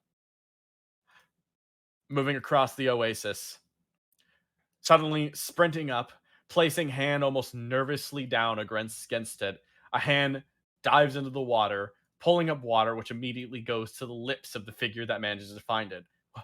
Water. Yes! Yes! Hey, Pops! And moving down, you show up. Not so loud, please. This may be a desert, but you don't know if you're bothering anyone by shouting. Bothering them with fresh water? Come on! He kind of steps on over. I mean, look at it! He stops, moves back. We finally found it. We can go report to the survey team now. Yes. Have you checked if it was tainted at all beforehand? You notice his lips are wet. Oh, I feel fine. Well, I guess we'll find out in due time. I guess we will. What? You wanna wait around a second? I mean, it's kind of cool. Want to take a dive? No, I don't think I want to get wet. Are you going to push me? He pushes you into the water. You get sent spiraling inside, your jacket getting wet once again. I do wish this would stop happening. I don't think you'll be that lucky. He kind of steps forward once again, and then steps back, running, leaps into the water, and splashes it all around, almost kind of pulling himself back up. He kind of sits up. Ow! Ah! Banged my ass! Ow! Ever hear the saying, look before you leap? That's an interesting one. Where'd you hear that? No, just, live long enough and you hear many things.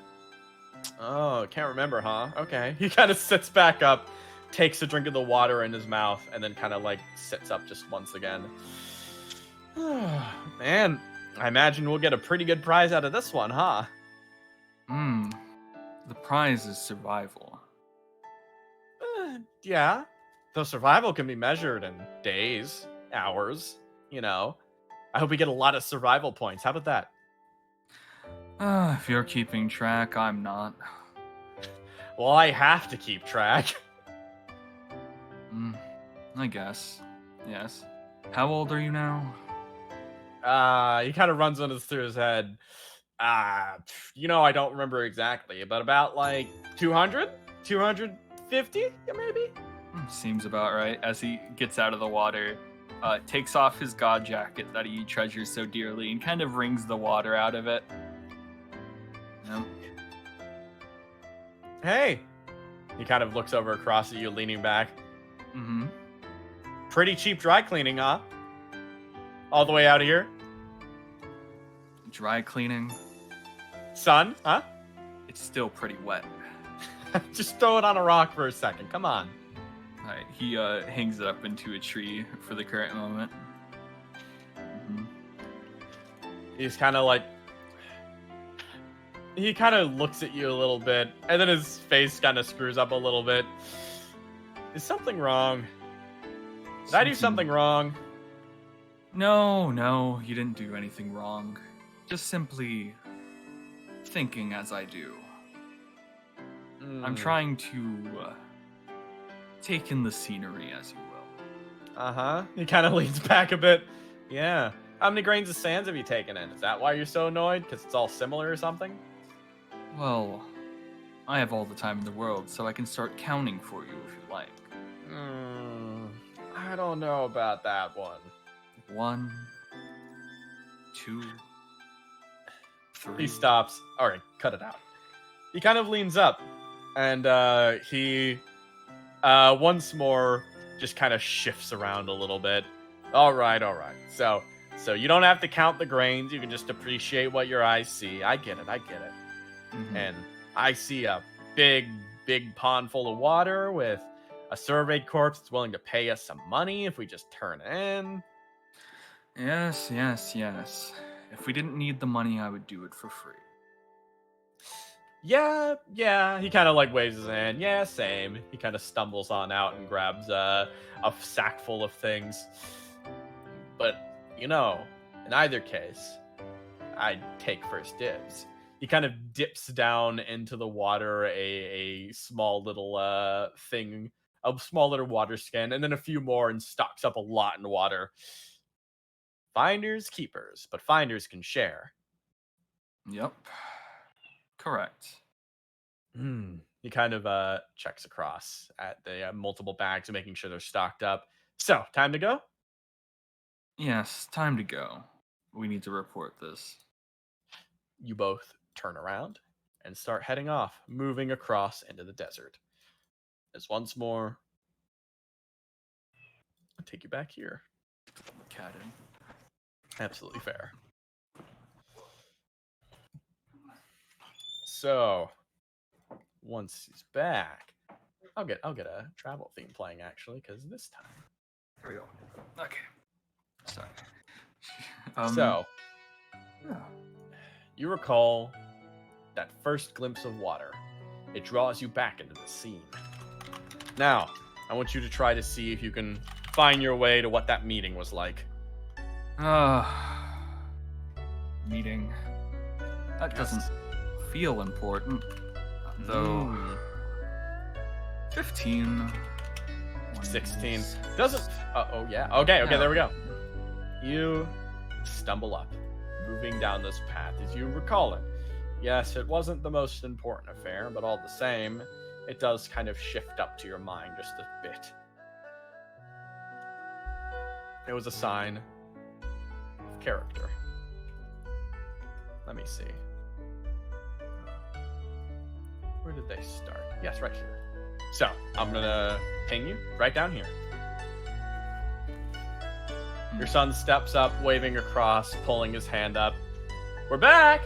Kind of shaking some water skins as one of the one steps to the side and kind of yells out, "Foragers returned! Water!" And you both sort of step on up and you walk past this camp. A camp full of people that search around and try to find goods deep into the mountains. There's a number of them that seem to hang around, some sort of hungry and otherwise. All of them seem hopeful as I see returning. Absolutely parched with water and and a need for water and otherwise. You kind of step on back this camp. Your son gazing around either other direction as he kind of steps across. You follow as well.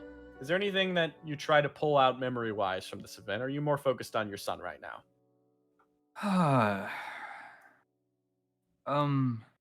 A bunch of faces worn away with the time. Not really important. Right now, he's focusing on what he wants to remember. Not the location, not the people, but the boy that he's following so closely. As you do, you step up those extra steps, these long wooden planks that almost make a ladder or stairway in their own right. As your son steps up, presenting water skins high, "We got it!" One of the figures kind of steps up. Well, you two always are resourceful. Hey there. He steps up, a name you've forgotten, a face you've forgotten. One that for a couple of years was a close friend, but at this point has drifted through 200 years of erosure, much like the mountains in this region. Stepping up, So, he kind of holds it up. We've got some water skins available. Here, I got a whole bunch. He places down and starts pulling out, and meanwhile, this one turns to you. So, you, I hear this is the last job you got for us. He turns to you, Blood God. Yes. Job. Blood God of the current time thinks, job, I hired these people? Yes, seems correct. Yes, this is, the last job. Well, it's been a pleasure teaming up with you. We wouldn't have found as much as we needed without your help. We've got a few springs established now, including that one near the town. They quite appreciate it. Yes, yes. He kind of checks across. Well, all the same, I hope you two have good travels after this point. Mhm. You kind of consider that as he looks across. I hope to come visit you in Mitsudai sometime. He never would. All the same, you do recall a few more words that sort of drift out from this figure. Never was once for divinity. Maybe sacrilegious, but all the same, he kind of puts a hand out for you. I appreciate all you've done, the both of you. Yeah. Who? Blood God remembers that saying, almost in his mind and memory, squinting at this figure, as he is going to try to remember who this man is now. At first, All right. not interested, but remembering his words, fighting against the flow of time. Oh. 1d6. Okay. That's a 10. Yep. Let's see. I see. Yep. Alas, the flow of time is absolute, and this face was never one that you saw again. A bitter parting that you rather forget. All the same, the figure shakes your hand and turns back around and goes and talks to others and sort of presents. You notice you were not trying to remember these, but you were looking into this one, remembering your son. A vacant stare out along this cliff edge, kind of looking out. Finally, the figure of no name reapproaches you, almost interrupting you from talking to your son in this moment. But he kind of redirects himself to you. Well, I've got some food, of course your cut of the water, etc. And a voice rings out. There's no need. You stop. Turning over, you look directly across at this one. This one sitting right across from you. Yeah, we got enough. You can keep going. What? I mean, this is kind of a small pond after all, and all location, everything considered. Besides, we already got the last job. He stops. I could absolutely not accept this sort of generosity. We're business partners after all. I must insist, there's plenty more that need it more than us. In fact, I'm the only one in our group. I would at least ask that you would cut our rations in half. He kind of stops and thinks, perhaps I could, though, and in fact, why not just... He kind of reaches in his pack and pulls out some extra water skins. I brought some back ahead of time. He hands them across. Maybe pass them out over there. He looks back. Blood God, you stare across. Of course, this memory. As you remember, numerous faces washed away by time. Not particularly important to remember, but they were important to him. Every single one of them. He holds himself up ever so slightly, moving up next to you, as he kind of sneaks onto the side, whispering in your ear, I still have some of those water specs I stole, so why don't we just get going? Just when I thought you grew a little bit more kindness in your heart. I don't need any more. I'm good enough. I'm fine. He kind of steps forward.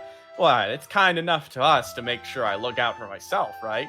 What the hell would you do without me, huh? He kind of hops on down the wood. Probably wonder like an idiot. He kind of steps forward. And as you both move across, you look, He stops, kind of talking a bit with these people. You imagine he remembered their names. It had been a couple years after all. A couple of years to him was like a century for you. Perhaps there was something there, perspective-wise, that you should remember. As you stumbled out, you ended up leaving this camp behind. You remember now what was so important about this encounter. As you go, you passed that surveyor's camp and decided to head on out and do a favorite pastime of your son's, ruin hunting. Something that he started to take a liking to over the past recent years. And with that, I want you to roll again for me. Oh, man. Mm-hmm. Ruin hunting. Remember, I'm going to give you a bonus for this. Yeah. Extra 1d6. I think this is important enough. I'm going to... Blood God typically doesn't try to viciously fight against the flow of time, but he's scared that he may not get the chance to remember something like this again. Yeah. So I rolled the die, then lock in a swing. Yeah. Yeah. All right. Lock in, and then I roll to do with my stat. Yes. Oh, nice. So Yep. bonus 3 to 25 due to that your son. So you continue along the path and eventually find something else. Moving along, you find a desert ruin buried deep within. Both of you trying to travel your way forward. Let me just drop you both down. You pass on by. I forgot. Got to do some fatigue to you. Yep. I mean, just combine the last 2 squares. You're going to take 9 damage from this. 9 damage. So that's... Yeah. All right. So, with that, we head a little further into time. Following both of you simply exploring around, some goods received.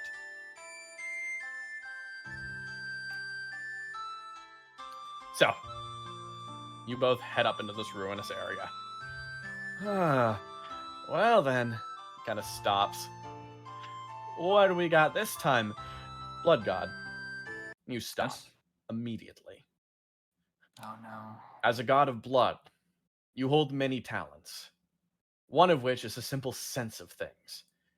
You can feel the sense of blood, moving around bodies, floating in the air, almost. This sense almost seems to wash over you for a moment. You stop, and you feel yourself, roll a die for me. Boy. Drop your swing and roll a die for me. Drop, swing. Why did I have to use the stat? A 3. And along with that, you feel something else. As one blessed by your abilities, granted long life for a human, you're not alone. An almost horn sort of springs across, not as vibrant, but almost just as bloodied as yours, as both of you stop and look around the surroundings. Come on out, your son says first, as someone almost seems to stumble out, putting their hand against the wall. Wow, what a surprise. Didn't expect anyone to come on all out here. Don't you know it's a bit dangerous out in ruins like these? It's ruined for a purpose. There aren't supposed to be activity. You feel that activity in the surroundings as, again, from all around, you start to feel them. Hiding, having gotten your approach, simply lying in wait. You can feel the adrenaline pumping around in their blood. You can feel how fast their hearts are pumping. This is the excitement before battle, something that is known to all warriors of the world. Well, most warriors of the world. We're not here for trouble. We'll simply walk away. Sound good? Someone kind of stops. Walk away, huh? Sure, absolutely. Though, just to make sure, is there any kind of proof you have that you're not going to harm us? You sense some movement from around the area. People are kind of restless and almost hanging still. Everyone seems almost caught up in this moment of pre-battle. This is the spot before a fight would break out. And you know that this is a very, very tense diplomacy you must rely on. Yes. We're not here for a fight. What do you want? And kind of stops, looking across. It's getting pretty barren out here. We could use some food and water if you're kind enough to part with strangers. Well, what God thinks about it. And, yes, food and water is quite scarce in this area. But perhaps instead of stealing what we have, I can show you how to procure your own.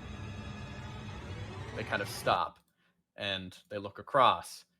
And, oh, we have a few methods of our own, but tell me, what kind of methods do you have? Would you like to sit and talk about it? Sit and talk, huh? Maybe over some water? Yes, perhaps some tea. Tea, huh? He kind of considers that for a moment. And he kind of like taps the rock once and then taps it again. Kind of like with a if you didn't know the surroundings, you would think that perhaps that would be some sort of thinking motion, but no, it's a signal. People move outside of your vision, kind of circling around. Tea. Yeah, I'd be down for some tea. Why don't you come sit on in? Yes, it will be my pleasure. Do you know how the gods have tea, sir? Gods, huh? I have no idea what you're talking about.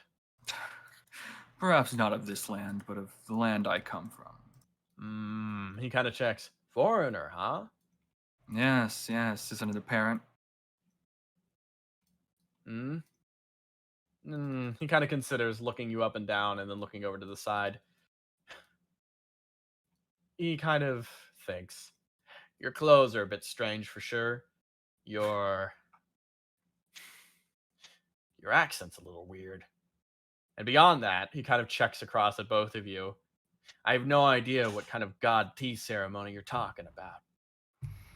Well, Tea's foreign in the first place. Yes, much like me. But God, they probably have a tea set. Blood God probably wouldn't be caught traveling without such a thing, and he points to the boy. Could you go fetch it for us, please? Of course. He kind of stands up and almost leaves you behind, moving back around the side as you're kind of left with this person. Yes, I do not wish for violence.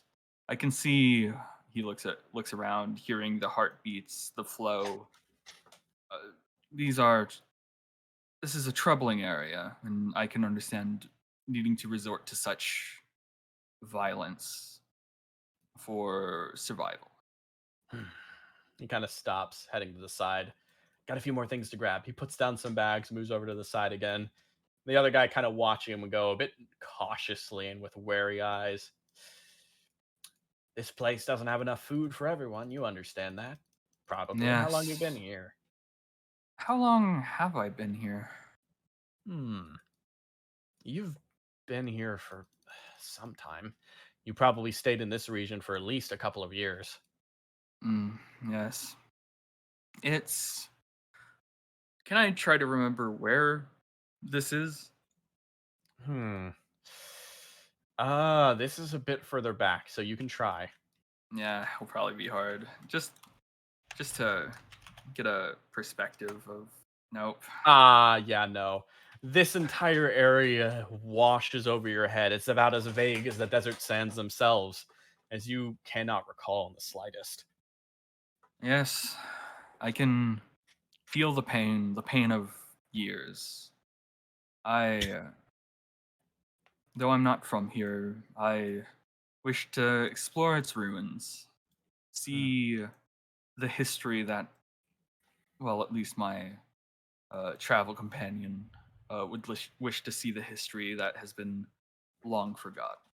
I see. He kind of listens. Well, I have a great history lesson for you now. Open your ears for a second. Yes. Stop, and you listen. You only hear one thing: the light blowing of wind across the dunes.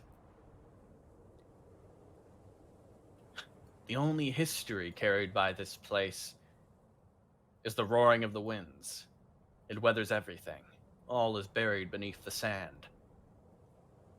Mm. Everything that falls apart is buried here. So it falls to us to be the living history. This place was whatever the hell it was last time, but you know what it is now? It's home for me and my friends. Mm. Yes. I can respect that point of view. Do you not see anything worthwhile learning from those of the past? He considers that. Lessons learned. I have too many lessons to learn from nowadays. Like, how do I... He kind of looks over at this tea assembled. Like, how the hell do you make this? No, it's quite simple. It's kind of like boiling leaves in water, but you do not have much leaves here. So I carry some on me because it's a delicacy from my homeland. He kind A of tea stops ceremony. and considers. A delicacy from your homelands. Yes. Must have lasted quite a long while to manage to get all the way up here. Still perishable. Yes. He kind of inspects it. And as the tea is brewed, he sort of takes a drink himself. Well, if I must say, I have enough wisdom to gain from the world as it is now than wisdom to be gained from those who did not have enough to stay alive themselves. He takes a drink. You notice something. This one seems to be... His aura is different than you first expected. He is... He is a stubborn man, obviously immature and young, but wiser than he first seems. Reminds you of one you know. Yes. Probably just as brash. I guess that's why I find it easy to talk to this one. Yes. So obviously this is a complicated and loaded question, for if this had a simple answer, you wouldn't be here in the first place. But why do you stick around these lands? He kind of considers, why do I stick around these lands, huh?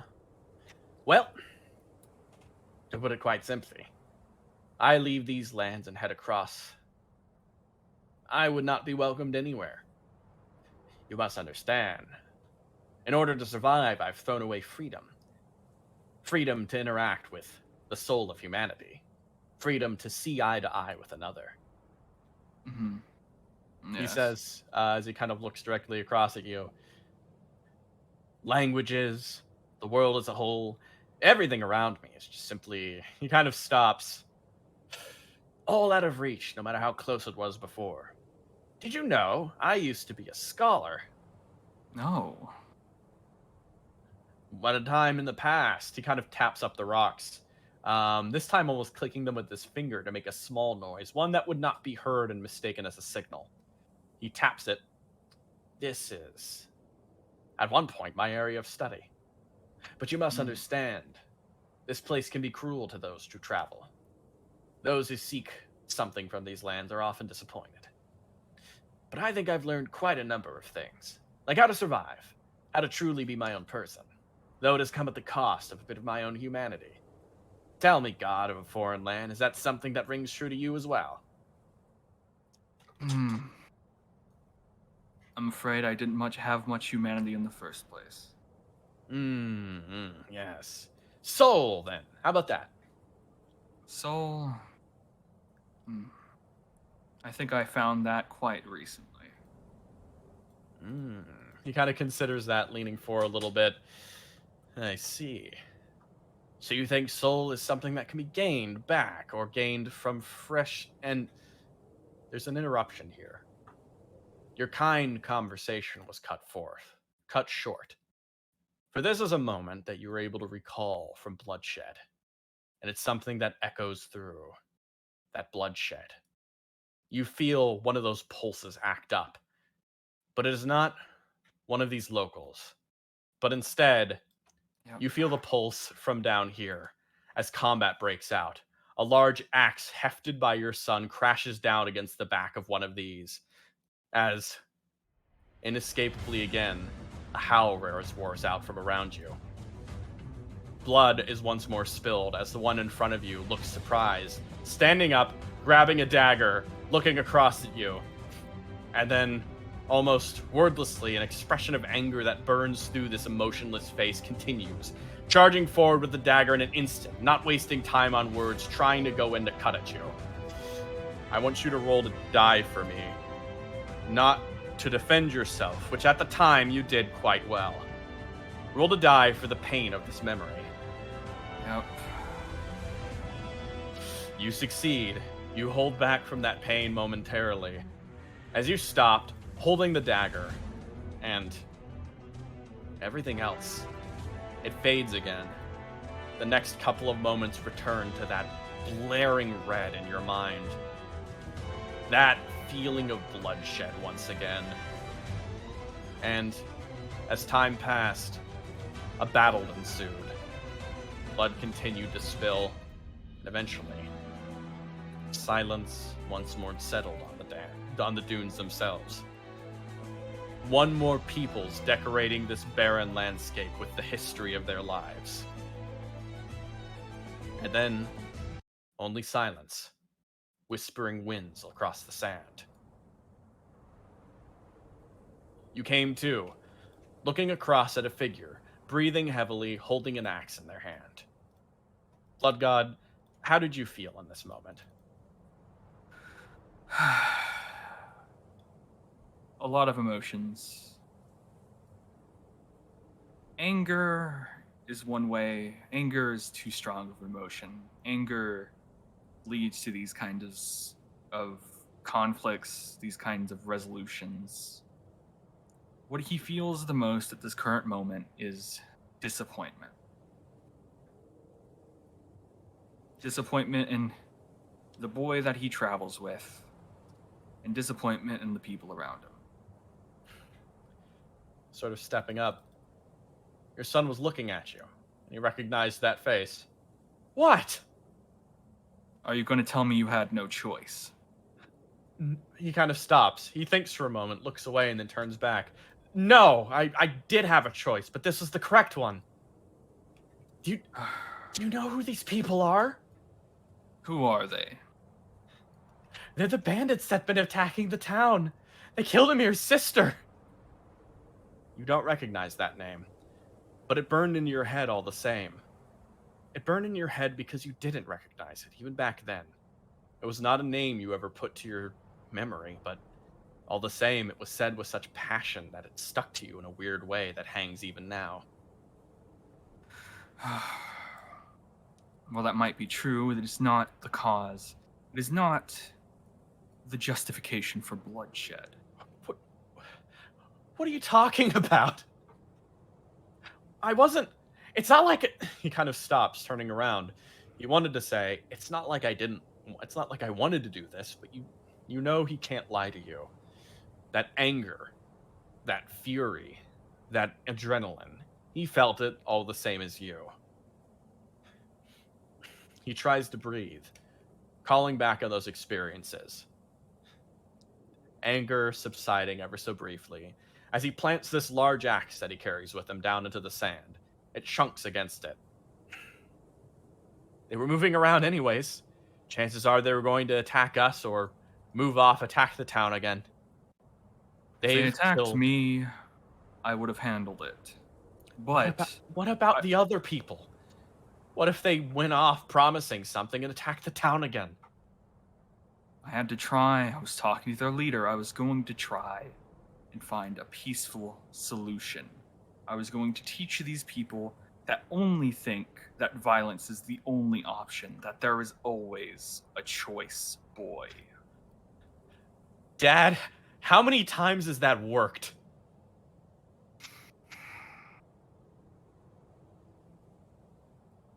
It will work when it works. I understand the chance of failure, but if failure is the thing you're afraid of, why try in the beginning? Why even walk into this desert? Why even go on adventures? Okay. Because there's more people than you out there and me. I could fail, and what happens to them, huh?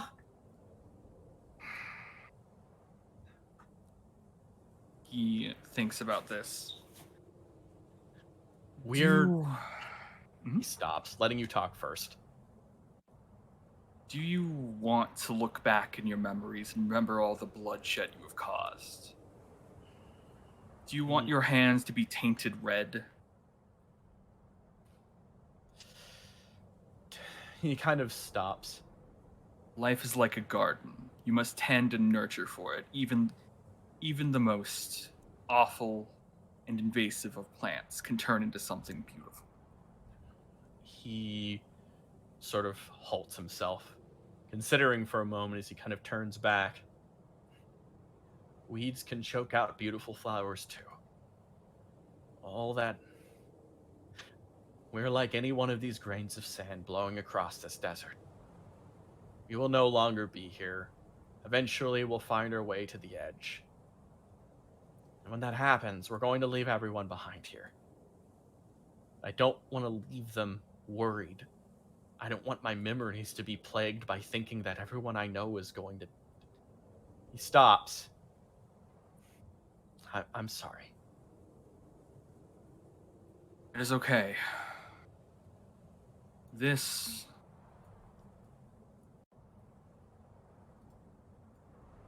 will be something that you carry for the rest of your life. Whether you forgive yourself or keep finding justification in it is your own journey, not mine. He kind of looks down at that. I see. I understand. There's a silence. Once more, the words of that strange man ring true. In this land, a place of somewhat abject cruelty, when those who fail to survive leave this world, all they leave behind is their echoes on the wind. As you move past, all sort of fades from memory. You leave that bloody spot behind and enter a place you're not quite sure you remember too well. Skipping past it, enough time passed, perhaps it was hours, days, weeks. Eventually, you and your son returned to somewhat of a normalcy. There was a hanging sensation, but you made your way back to a certain place. You made your way back to a small little place that granted you a bit of happiness in this land. Let me just get you placed. As you continue your travels, the sand gives way to a small little village, one that was built in an area near a dried up spring that was once more revitalized. This is a place that comes and goes, but the people here find ways to survive all the same. Stumbling back up, your son starts to take some steps forward, moving along as he sort of rushes around. Come on, they're still waiting. He moves up as both of you head up to a stall. Moving up to the stall you're both quite familiar with, one that has been kept here and follows you like a third companion across these lands. As you step up, your son raises up and hands you a mallet, a very slight smile on his face. Gotta get to work, huh? Yes, indeed. And so, any feelings that were held from the last period are almost pounded away in the dongo you create for these strangers. You start making up some mochi, beginning the process as all sort of watch and curious about your craft. This is something your son invented. A craft he took upon himself in a period of looking for some form of, well, something to leave behind in the world. This is his little gift brought across the world to many different ceremonies, to many different festivals. He has left this departed, a flavor, often very generous with the teachings. As he moves across, helping you craft and prepare things, you both, together, make a wonderful stall. Many come, getting these multiple people kind of step up, gathering. A child approaches, collecting one of these sweet treats, and seems to be ever so surprised by it. Your son reaches down, one hand drifting over to a box, where you notice something of a glow. That's right, your son's magic. He had something like this. A light, freezing sensation that almost seemed to make things grow cooler. Pressing it against the box, it once more remains cool in this harsh landscape. Holding some things within inside, you feel a nice rush of air coming across. The cold always did remind you of him. Stepping back, one person moves up. Your son looks across. Hey, he hands over across an extra stick along with this. Are you sure? Yeah, Amir, just have a good day, okay? He kind of nods his head, taking two, stepping off. And with time, more and more step up, moving across, gathering your goods, until eventually everyone sort of starts departing down, leaving you behind as you start to prepare to pack up your goods, leaving another stall successfully vendored. He begins to eat himself. He also begins to take. He turns over. I see you like that one. It's a sweet taste. Not one that's too familiar till all this started happening. Seems like you really clicked to it.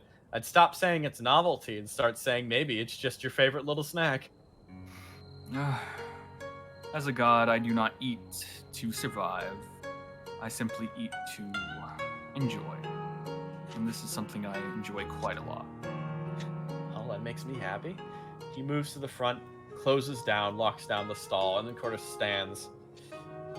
Hey, can I talk about something? He kind of leans his head around the corner. Yes. Cool. What is it you should talk about? Not here. He kind of waves his hand. Let's go by the pool again.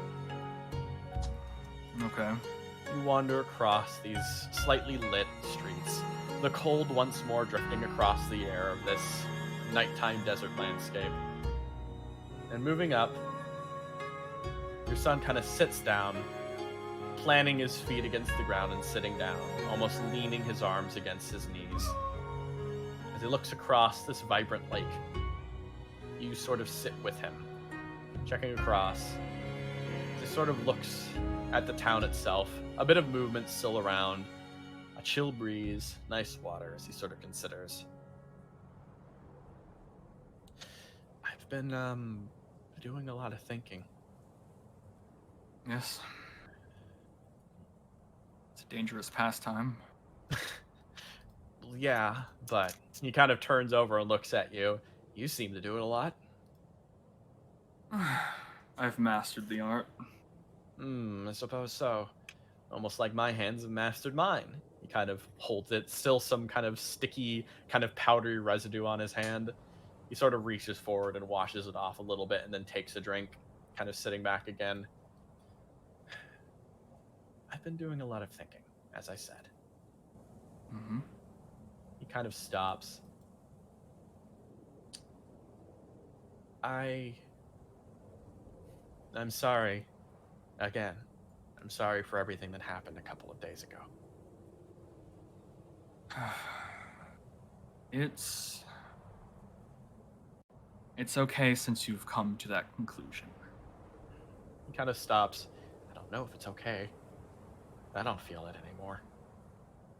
It all felt so vivid in the moment. I just wasn't thinking at all. I felt overcome with that feeling. You know, it's the curse you bear. As someone with my blessing, it's only natural that you'll feel those kind of violent urges. He kind of thinks, it didn't feel like me. But he kind of thinks, but in my mind, I realize it was. Passing urges are something all humans experience, even exemplified and made extreme by the acts of a blessing. My actions are my own, and they have not been robbed from me. He sort of stops and looks across. So it's that reason why I have to ask you. Do you think there's any point in me... He sort of stops. Do you think I'll ever be able to be with anyone else?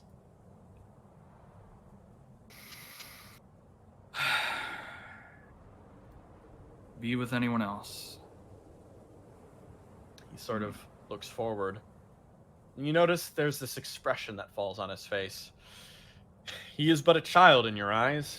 This makes sense to you. After all, he's so dreadfully young in comparison to yourself. All the same, by human standards, this is a man who's lived almost 250 years.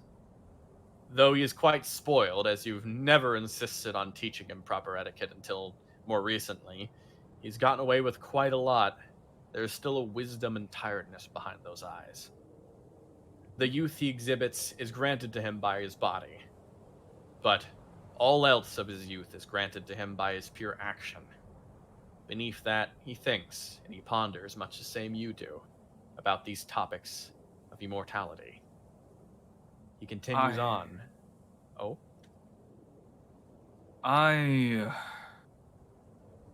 As you know, I've lived a very long life.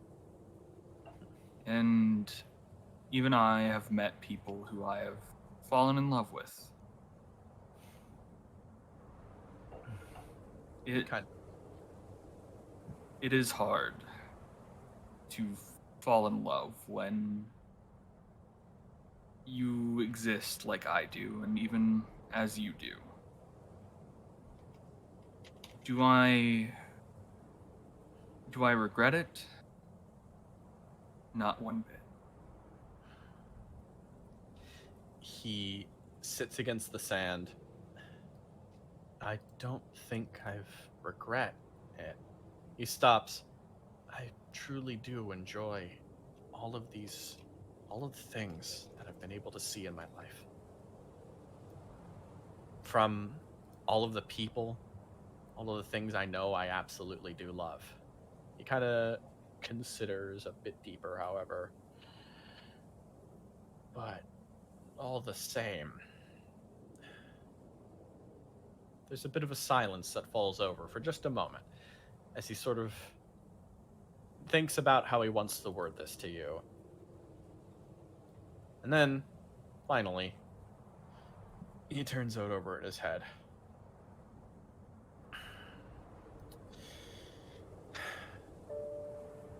Actually, not this one. I remember back in Mitsutai, there was that one man who captured a flare in my heart. And then later, all the way up in Falcata, there's yet another soul that lit my heart ablaze. I find myself forgetting her face along with his. Kind of turns his head over to you. I know that by this point, both of them are dead. They've been dead for at least 25, maybe to 70 years apiece. I've started to wonder the amount of people in this world that pass on before me. I certainly feel a lot of things toward what I did, but the thing that I felt the most was that feeling of fading when you brought it up. I wanted to say that I didn't just want to leave people hanging around knowing they'd die, but that strikes me as odd. Everywhere we've gone, every time we've left a place behind us, that's always what I've done. Everyone I meet dies, eventually. This is true of everyone, but it feels really strange to be last place, I would suppose. Yeah. It's sadly a feeling I've grown numb to a bit. Kind of stops as he turns over to you. I can feel it a bit as well. It's a strange experience. He sort of reflects a little bit. It feels like, over time, my senses grow number. I feel that wanting for love, but all the same, I also feel this calmness start to slip over my body. It feels like, as time passes, I see more of the world as it is. And as that occurs, I want for less, but I also see everything I'll never have. To claim that certain things are something that you'll never have is foolish. I believe that you could have any life that you so choose, yet you choose to spend it with me. He kind of stops and considers that. Yes, I do. He kind of hangs back. I'm sorry for dragging up that stuff, but he sort of references something that happened in the past, and please understand, I enjoy traveling with you immensely. He kind of considers, but you have to have felt it too, right? There's a loneliness in knowing only one person in the world. No matter how close you are. Yes. There is. He looks upon the water. It's something after I left Mitsurai and Rauji, it's something I had to grow used to, I guess. To say that I'm used to being alone is a false statement. I've been in places where I've been surrounded with many others like me.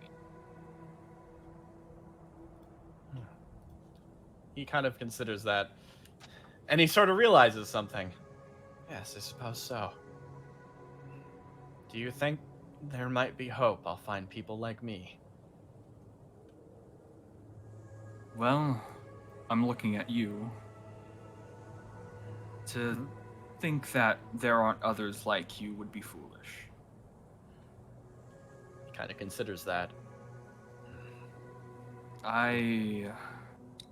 There might be some other follower out there of mine that I do not know about or remember. There might be some other people with unique circumstances causing them to have elongated life.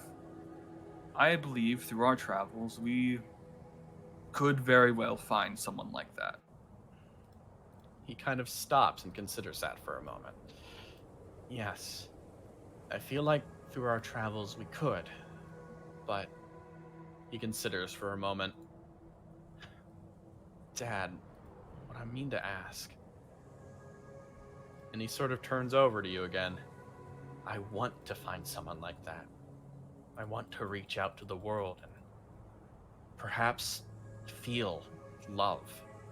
Feel another person. Feel that friendship and that companionship before I no longer feel the need to feel it.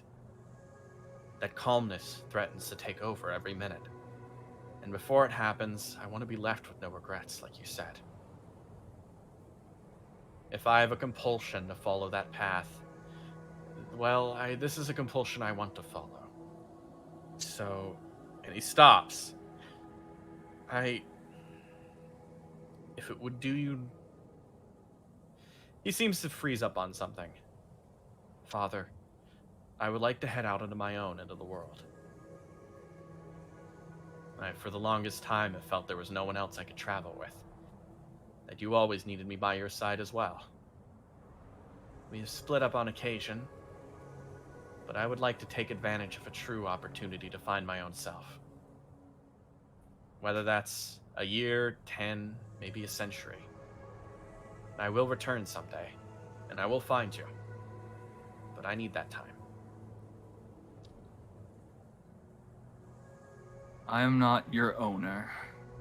You've always had the choice to go as you please. And if this is your choice, who am I to stop? His face kind of screws up a little bit. Thanks. You are a dear friend as well as my father. I would always respect your advice, but he kind of stands up. There are some things no one can answer for me. So, he sort of stops. Once we get out of this desert, I believe I'll be heading the opposite direction of Itsudai for a little while. Yes, and I believe I'll be wandering around like an idiot for a little bit longer. He kind of laughs at that. I see. It's your specialty, after all. It's our specialty. Yes. Two idiots Indeed. wandering the world, halfway across the world. I'm sure we'll meet again. Of course we will. I don't think I could mistake your presence out of any of the wonderful lives in this world. And plus, if you don't learn to calm down, then I have a feeling there'll be many other people in your lives that feel the same way. But one little thing of advice. He kind of turns his head over. Put down the axe. You look better with the mallet.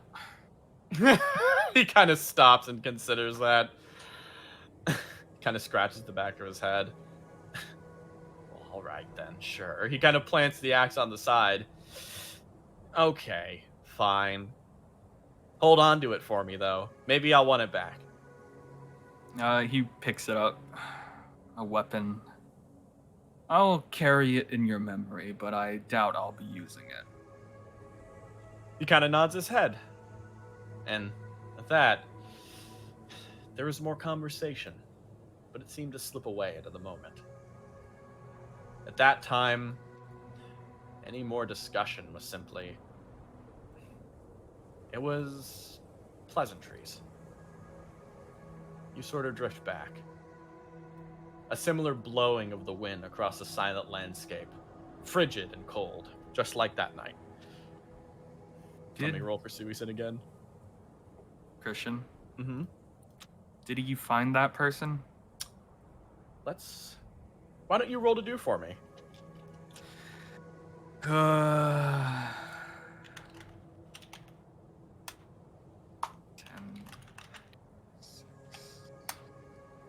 Oh. I'm afraid in the tie of a roll to do and a die, the die's the winner. You're never quite sure if he did. Perhaps, if you did know, you'd be able to visit them, too. Or maybe what was left of them. The core stabilizer next to you. Let's see how he's feeling. That makes a lot of sense. Okay. He kind of looks across. And then he feels a bit of pang in his heart. There are... I know some people in the world like that, actually. And I feel like that's a common feeling for those in the in-between. Those who are not mortal, but also those who will not be immortal forever. Oftentimes I find myself wanting to be in that position. He kind of stops and thinks about that. I can understand why. It's kind of painful no matter what area you're on. Yes, sometimes I think about if I should have given him the blessing at all. He Giving him a long life is, while to some it could be a blessing, oftentimes it can lead to that loneliness. I feel like I could have robbed him of his youth. Did he ever find someone like that? I don't know. Or at least Seriously. I can't remember. I see. He stops, and you both kind of hang there for a moment, as Suisun sort of waits a moment, and then sort of speaks up again. Well, all the same. He kind of turns around, looking at you. When later, when he returned to you, even in the future, He had mentioned he didn't live a life he regretted. As he said, it was, what? A life full of hardship, but with joyous, simple moments in between? Yes. Well, he kind of scratches his chin. Coming from another mortal, that's not exactly... It's not like that's a unique sort of punishment he was given. We all wander through life ever so slightly. If it helps you know, I think I can understand how he felt. Even if he never found that person. I don't believe he stopped enjoying everything. Yes. How old are you, Suisun? He kind of thinks about that a bit as he's like, well, I should be turning 26 this year. Okay. You still have a lot to go. He kind of shrugs. I suppose I do, yes.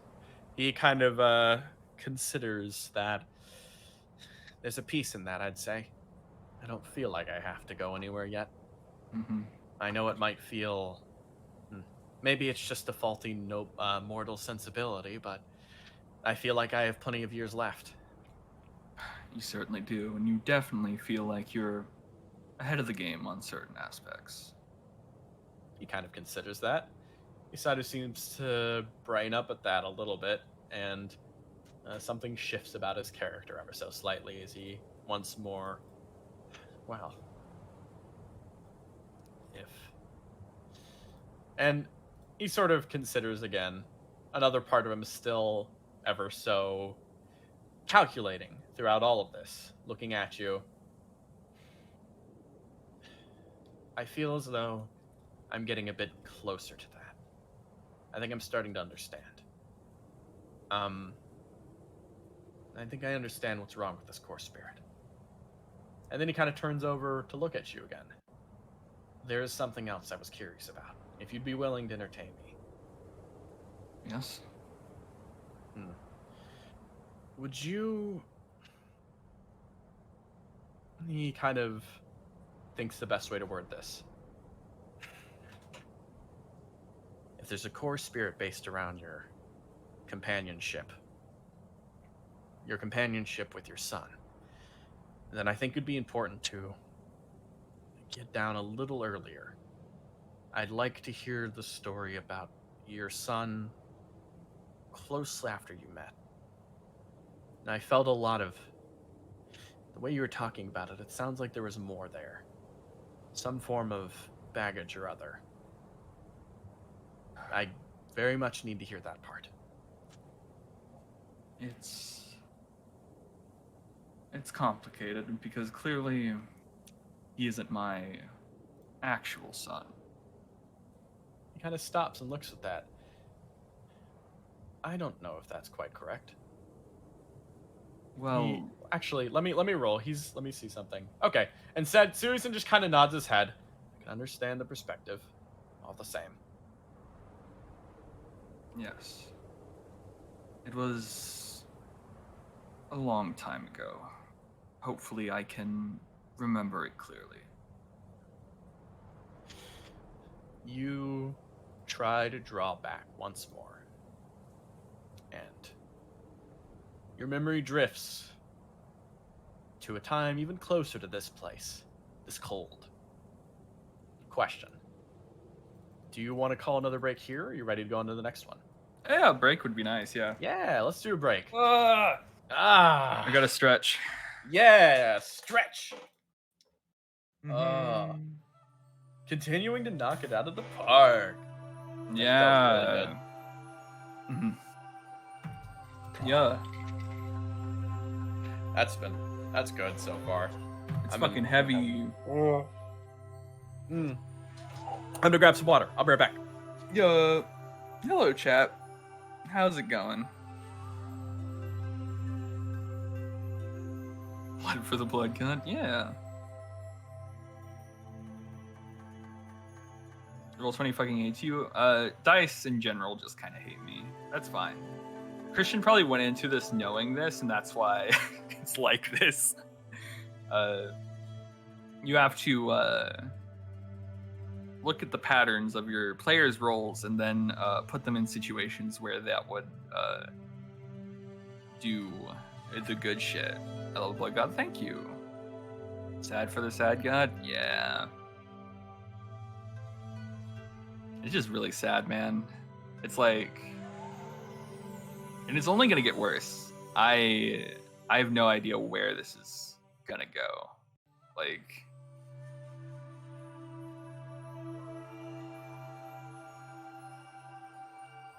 It's been a lot of fun. It's just been me being so fucking... I'm back. Everything's just so sad, man. You're getting exactly what you asked for. Yeah, Exactly I knew, what you wanted. I knew this would be painful. I hope it's entertaining. I hope my pain is entertaining. I feel like I'm not responding as like hard as I could, I guess is the best way to put it, but it's just like, man, sometimes it's just like, bruh, that image of the horse looking over the ocean, like, man.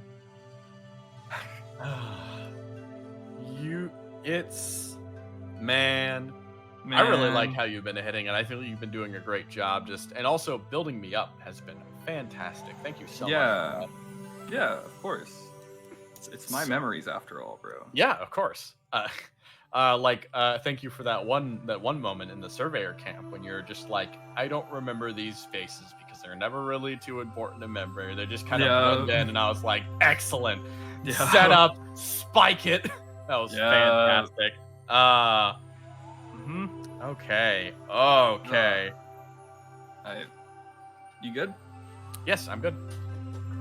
All right. J-Man's back. J-Man's back. I'm here. In order. Let's get the blood pumping. Let's get that blood pumping, you know? Okay. Let me just take a moment to grab everything, make sure everything's in order. Good. So, let me first move you back to an important map.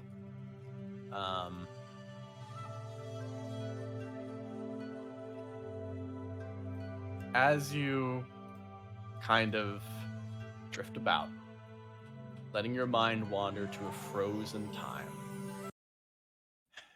you recall, you think something else. It's drifting on your mind.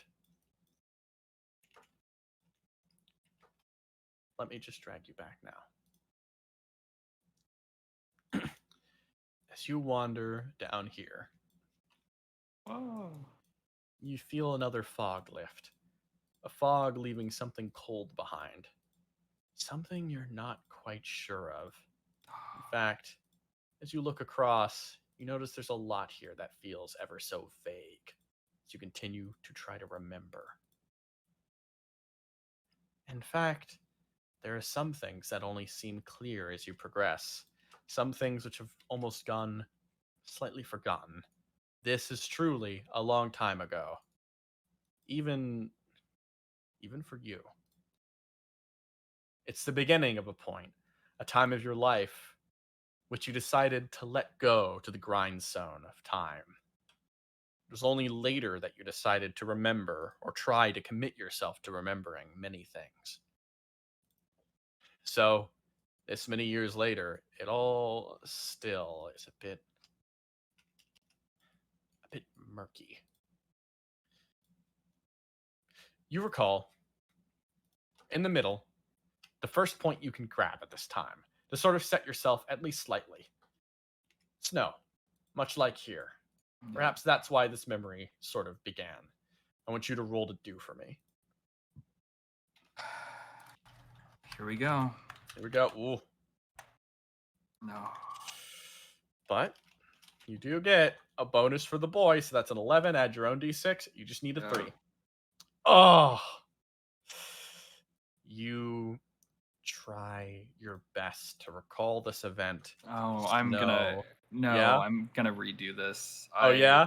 You're gonna use I'm gonna use I'm gonna use my stat for this one. It's worth remembering. Fair enough. It's yep.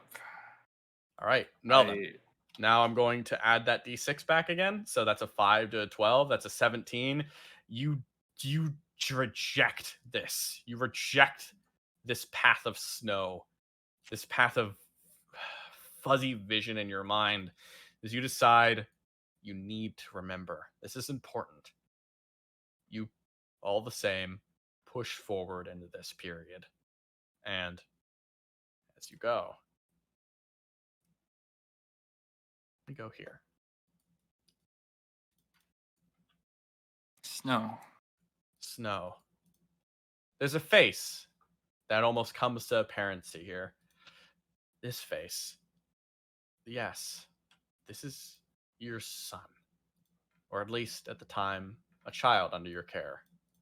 One you found shortly after in the wreckage of a war. You look down, gazing at them, as others seem to look about. He kind of looks up, holding onto your sleeve, kind of looking ahead, just sort of silently. All the sounds start to come back to you over time. You hear slowly the sound of a gathering people, all talking about the town, speaking with each other. And beyond that, you also hear, ever so slightly, just another one of those slight little winds blowing across the air. You smell the sounds of a market, or you smell the sense of a market, drifting fires, burning wood, some snacks on sale far off. Everything returns to you as you cemented this in your mind. Once more, you remember a period. A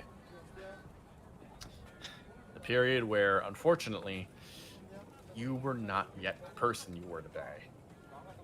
Still, in that way, you dragged the child along, pulling this way as the child moved ever so lightly with you, walking along this path. You are still the blood god, but you also have understandings of things this child does not. To say you were familiar with this child yet was not correct as much as you've tried. It's already been a good couple of years. Mm-hmm. Yes. I assume this child's parents perished in the war, left orphaned. You would assume. You walk across this town, the child kind of looking down across the stones. Silence. You're not sure what's happening right now, but you remember you were both very quiet, and you try to withdraw on that. You're trying to remember what was going on here. And as you do, the kid looks back in that direction and kind of turns back forward again, looks up at you. Do we have to go so soon? We...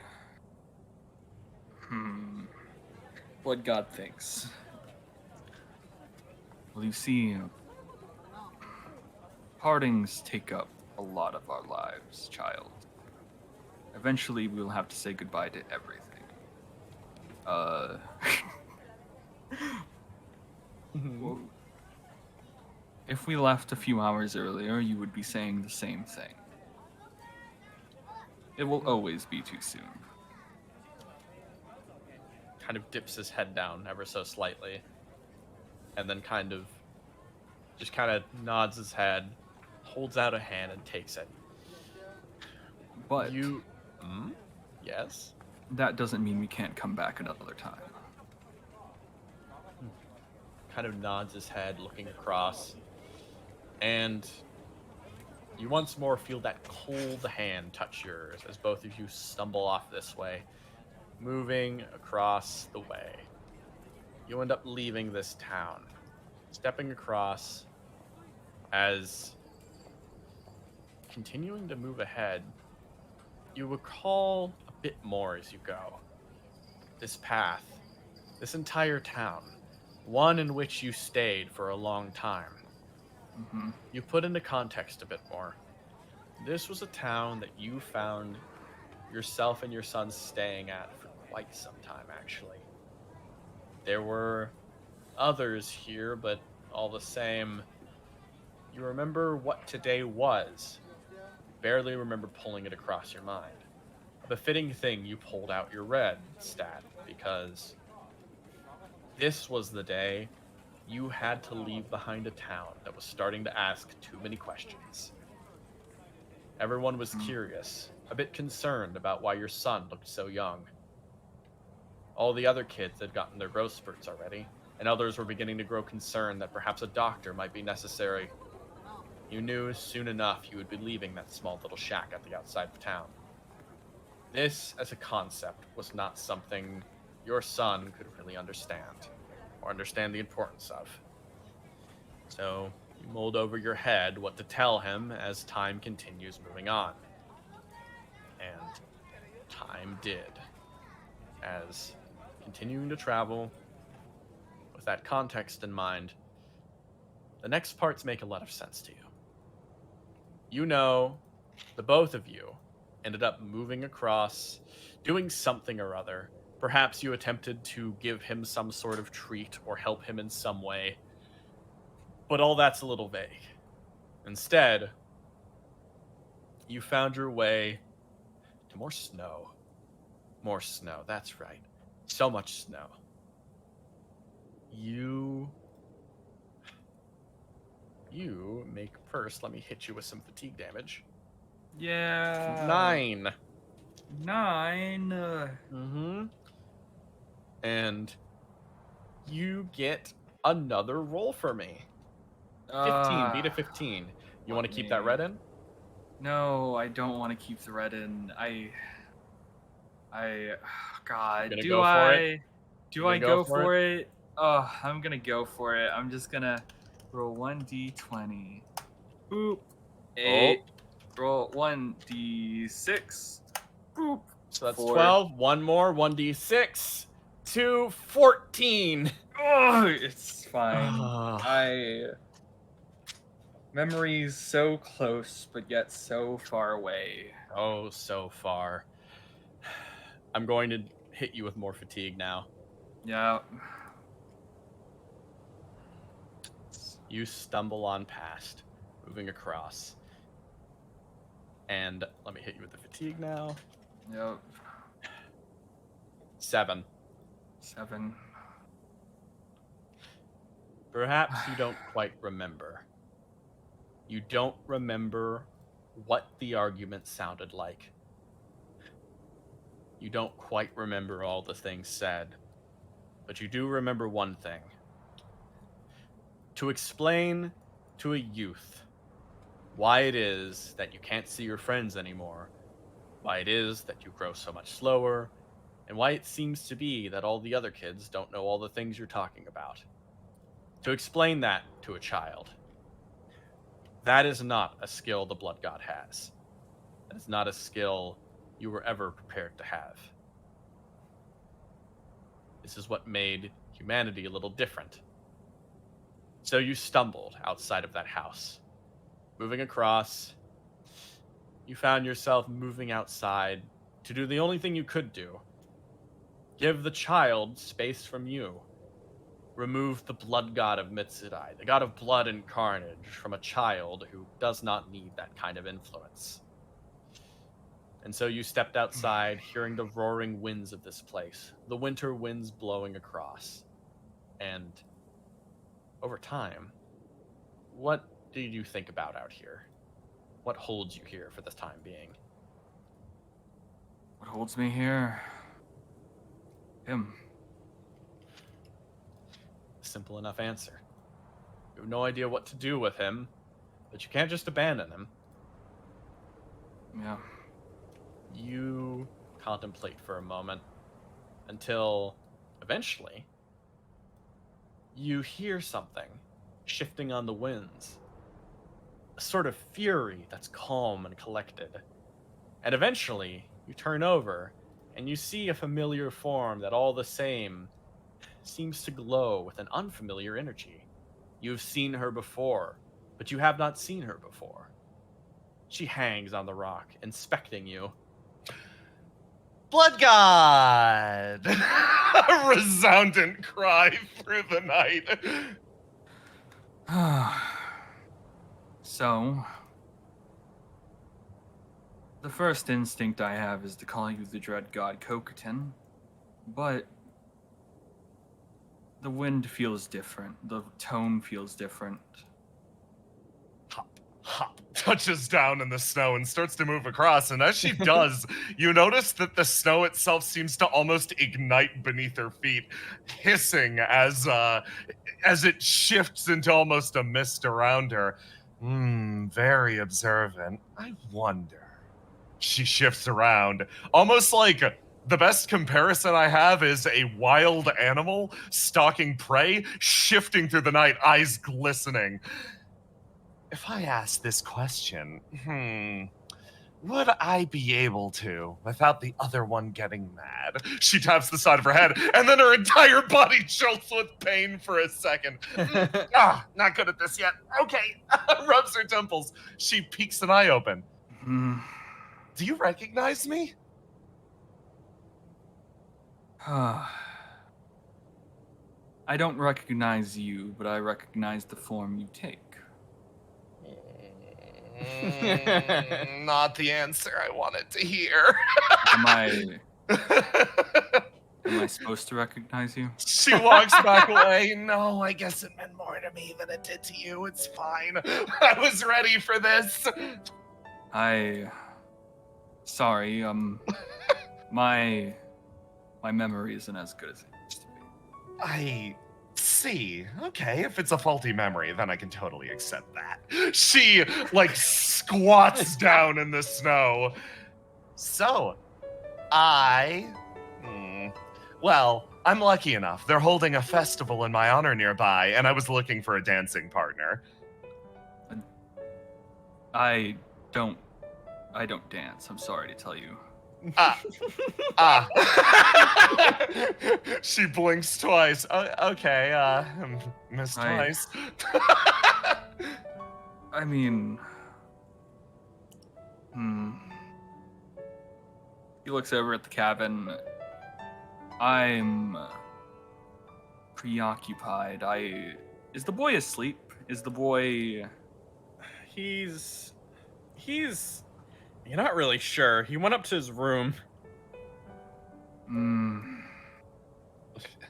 Unfortunately, I have a duty that I can't easily abandon.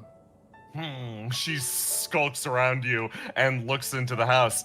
Oh, are you cornered by a godslayer or something? Caught in some sort of a trap? Cursed? Or otherwise bound to some sort of mortal? The last one is probably the most correct. Oh, you want me to solve the situation? She takes a step forward. He grabs on her clothes. She turns around. Oh, hey. No, not solving in the manner that I think you were speaking of is not what I choose. Huh? Till then. This child was orphaned by war. And I took it upon myself to find somewhere else for this child to live. Oh, I don't get it. She shakes her head. So you're finding a place for this mortal, correct? Yes, it's more troublesome than I thought. It's been a few years. I'm not sure if I'm actually going to be able to get rid of this one. Oh, I see. She sort of looks back over and then blinks a few times. I do have to say, I sense a lot of your godly energy pouring out of that building. She moves back over this way. I guess with me taking a step back from society and followers, I guess that child is the closest thing I have to a champion. Oh, you weren't kidding about being bound up with them. She sort of scratches her chin. Why are you out here then and not with your champion? Due to my blessing, his blood flows very efficient, I guess is the best way to put it. His aging has been slowed. He will have a longer life. The people in the town we were in started asking questions about why this child is not, I guess, conforming to the normal standards of a human. So, instead of explaining the situation of me being a god and this child being blessed by me, I decided to leave. You're leaving it behind. You're leaving this town behind. Okay. I guess I can kind of get it. She mumbles off. That sounds like a very difficult situation. This is why I have never taken a champion. She says, sitting with a big smile. Mortals are so complicated. Yes, most champions don't need to be babysitted. I mean, ultimately, I think the form that a champion takes reflects the god in question, correct? Are you calling me a child? She lets out a very hearty chuckle. It's deep and resonant and bounces around the landscape. The Kokuten that you knew was not one to laugh. Quite the opposite, actually. I think the type of people that would naturally flock to you are probably, youngsters. Or, the deranged. You're correct. The people who ask for my blessing are the people that, live short lives themselves, acting in brash actions. You are correct. She cocks an eyebrow over to the side. So, that's normally the people that ask for your blessing. But this once you felt like blessing someone out of the goodness of your own heart. What makes this one special? Why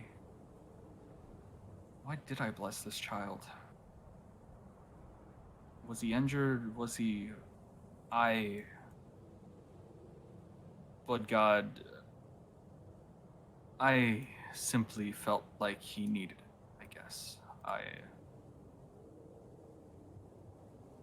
To survive...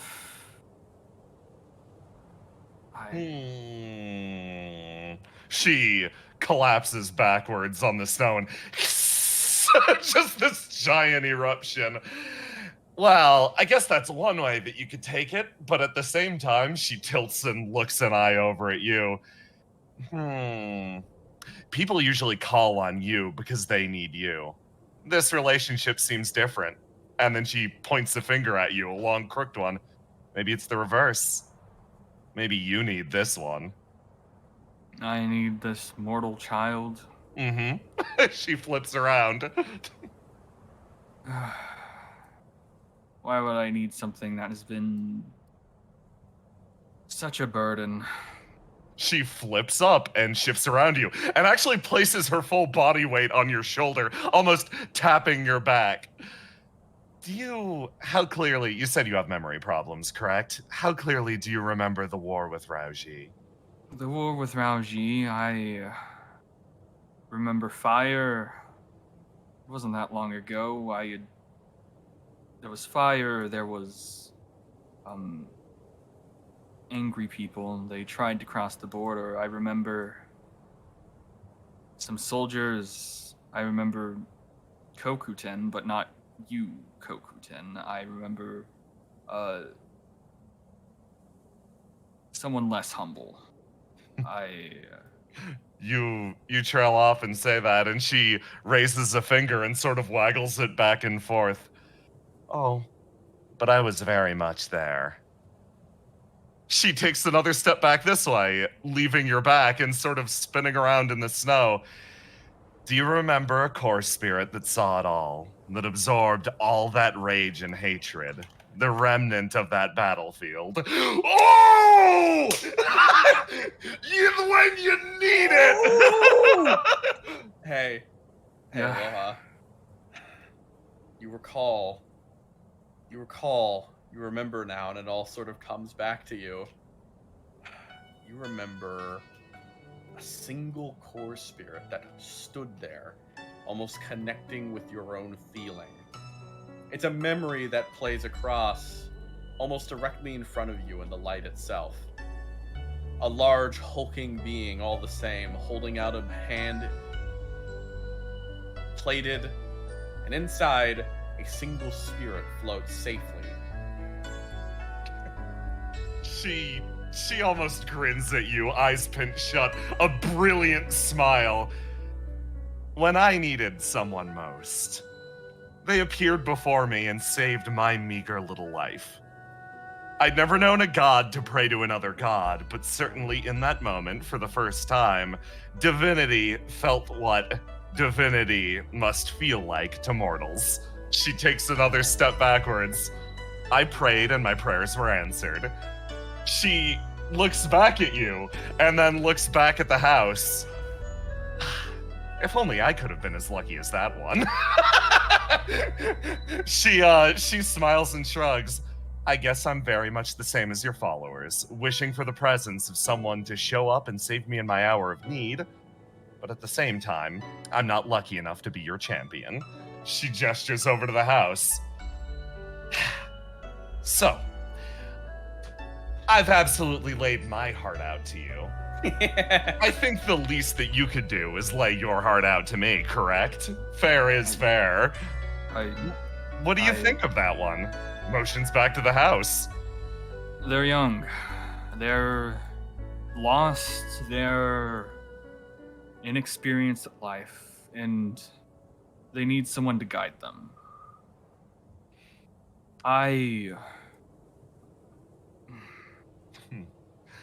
Much like myself. She blinks.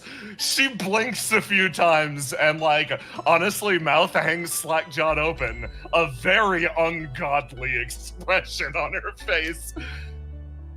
Like, yourself, huh? It may be bad for a god to admit, but I'm just me.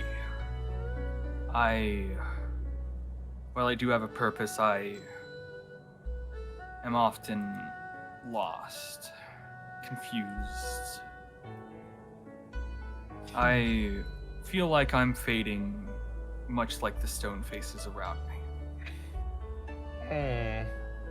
She sort of looks back over at this exchange.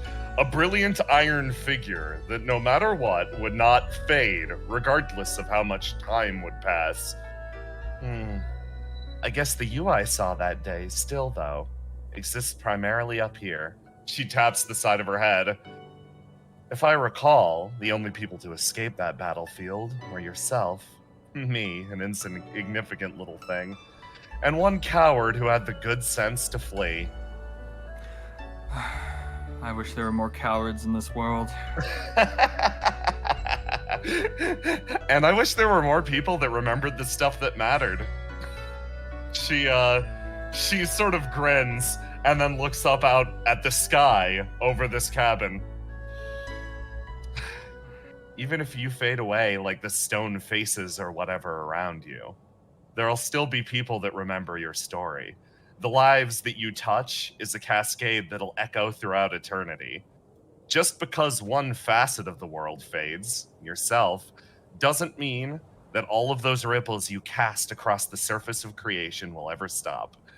I'll say this as one grateful goddess of misfortune. Everything I do from here on out will be carried out through the same vision of that figure that extended a helpful hand to me that day. And you've lived a very long time. I'm sure you've impacted plenty of other lives like that. Yes, it's probably more notable to the people around me than me myself, I guess. And that's why I'm jealous. That you singled out one life to remember above all others. She sort of crosses her legs and sits there. So I think the important thing is just, what exactly does that mean to you? Because I'll never forget this. She gestures to the spirit in front of her. But I get the feeling, she crawls forward a little bit, you'll never forget that back there. So, do a transient being a huge favor here. Tell me that story, okay? Someday when you're ready. Yes. And I guess memories choose to come when they choose to. Because you said I remembered that one over there. But seems like I remembered you. Kokuten's entire expression lights up, and she gets a very lopsided grin as she lets out a long chuckle again. I guess you did. Thanks for finding me. She scratches the side of her face. Oh, you're really serious about that not dancing thing, right? I guess I could break that rule just once. She claps her hands together and stands stock upright. Okay, let's go to the village. It's only a short distance. Oh. And then looks back over to the house. You said you were leaving this place anyway, right? Yes. Does your little champion want to go see a festival? He was sad that he had to leave so soon. Mortal hearts are hard. That's what I'm saying. Oh, God. She scratches her chin and looks at that. Well, I suppose that's your concern more than mine. They're your champion, after all. Mhm. Yep.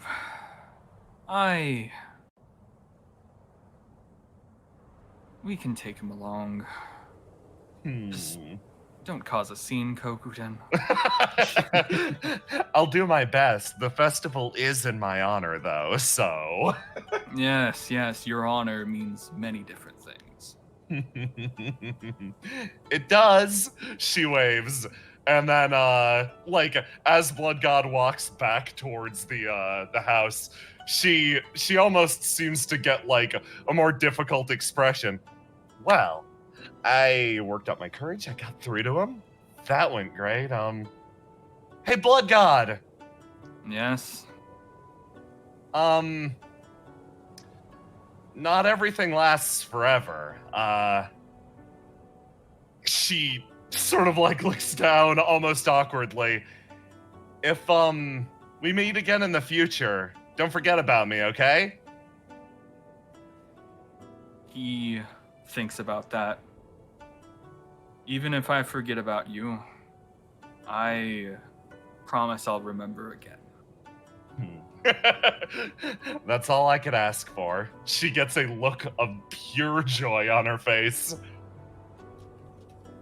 He's gonna go into the cabin. You go into the cabin.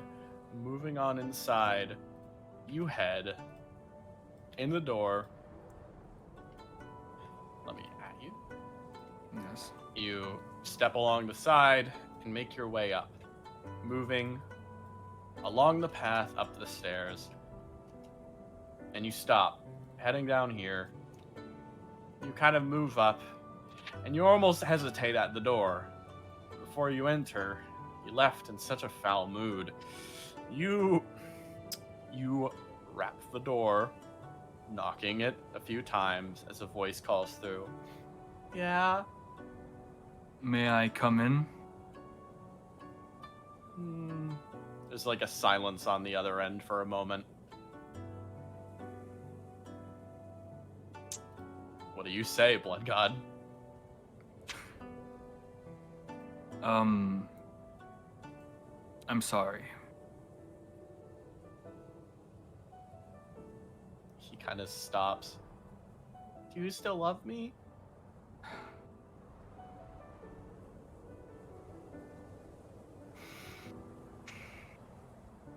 I'll never stop.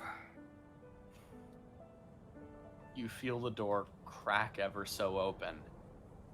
You stare across at a face looking directly up at you, except as you look at that face, you are reminded of a singular fact. It looks at you, eyes drifting up straight across. This whole time, as you've gone across this entire journey, 2 weeks alone, all of that time, and you still can't quite answer this question. What was his name again?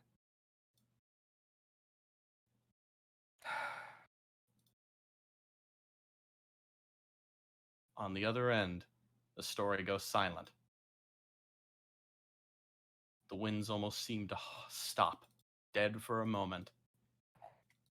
Daisuisen, pressing his knees against the snow, waits ever so silently.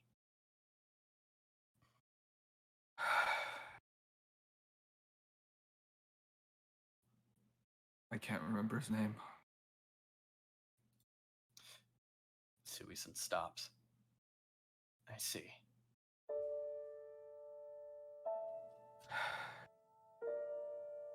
It's only been... He kind of stops and checks down at the gravestone. It looks worn. He kind of Everything does with time. I see. Daisuisen steps up. He reaches a hand out, but stops for a moment. A right hand he pulls back all the same, kind of puts a left hand on your shoulder, placing it there ever so lightly. I never called him my son. I'm sorry. Daisuisen waits a moment. Oh wait, let me drop his swing so he can roll fresh.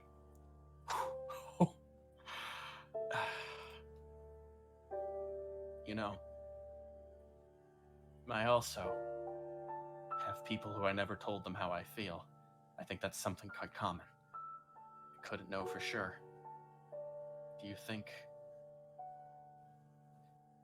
Do you know how you feel on the inside? Did you think of him as your son? Yes. I was scared. I always was. I saw so much in him.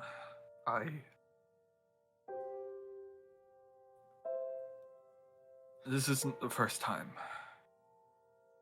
He's patient. I see. A long life, many partings. The most painful part. Partings have taken up too much of my life.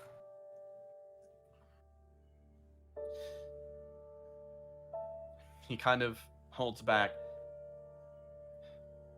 This wasn't the first family? I had a son. A different one. A godly son. He was... I remember it vividly.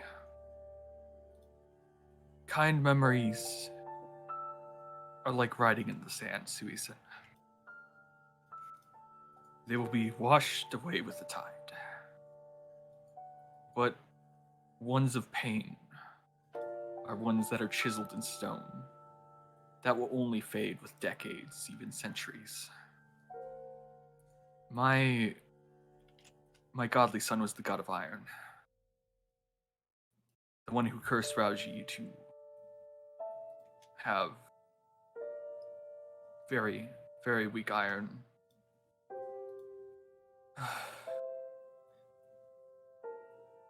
He wasn't killed, but they did something far, far worse. They were scared of his power and forged him into a sword. Threw him into the ocean. And then there was the one I had the child with? He looks at the stone face. I don't remember anything about them. All I know is that looking at stone hurts. He stops for a moment. Those memories. Gods and family. It would hardly be considered anything as close, no matter how much you tried. Gods together made children as artists create statues. Grand depictions of some form of combination of powers, forms that are beautiful and loved, but not in the way a family would. You had hoped, perhaps, one son, such as the Iron God, could still be considered yours. And yet when the time came to prove a family's bond, you simply looked, watching this affair play out. It would have been foolish to simply walk in, to aid the Iron God and doom yourself as well. Not just for your own sake, but for the sake of the country as a whole. That memory plays, but you really wish you could have been foolish. Either times. Perhaps being brave enough over the course of centuries to even call someone you so loved your son. You pull your head back ever so slightly. Blood God, as your memory sort of comes awash, you remember you're pulling back again. All of this, that name you don't know, everything.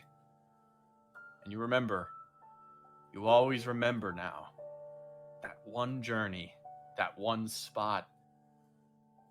Why do you keep remembering it?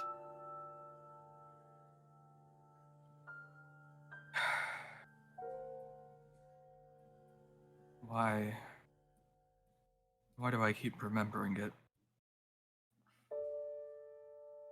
It hurts. It represents everything I hate about myself, and also was the start of it all. I believe on that night is when I found the child.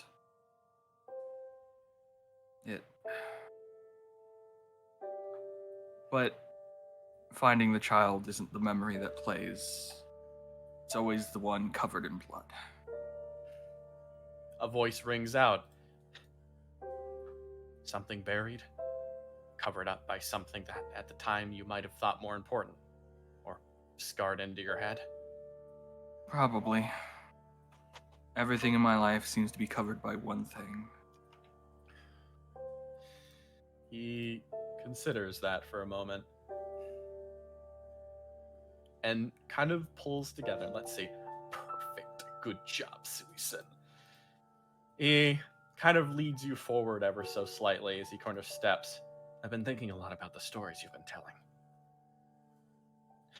You really needed him a lot. But that painful passing, barely even can you imagine. The name's already starting to fade. He sort of steps up ever so slightly. The truth is you've been replaying this for a long time, haven't you? It's what I'm in this graveyard doing. I want to know. He kind of considers, well, maybe there's still a little bit left inside of there. Maybe you're ready to come face to face with this. I know it feels like you can't remember. I know that can be difficult. To be on either sides of that arrangement is pain. But there is glimmers there. You could still remember something. Put aside the name for now, just for a moment, and understand that inside, you are not the same person you were 500 years ago. Maybe these new eyes will see something different. Yes. You're right. as he steps forward and is going to try to open the door. You step up to that door once again. Always fading. That door. You're right. This one. A door of blood. A haze in your memory. You stare across at it, baked into your skull. You see the carnage once again, playing out in your mind the night you decided to become the defender of Mitsudai. You decided to spill the blood of many. But the answer of why? Something that was so sure in your brain but faded over time. A conclusion you reached because you were simply the blood god. You were the god of carnage, and you made a conclusion about what you should do. Made a conclusion that no matter what your fate, you would always choose the path carnage would take. You could manipulate what you were to benefit what you want to be. And now, a blood god who also once again, this time knowing what it meant deeper to be a father, looks back. You walk through that door, moving across, gazing with those eyes wide open. I want you to roll with your stat again. Can I have a... Or you could roll with your stat, or you could choose not to, actually. I don't need to force you to do anything. You know, I'm gonna do it without the stat. All right. Ya boy. Please, for the love of God, roll 20. Just... Yeah. It's enough. It's enough.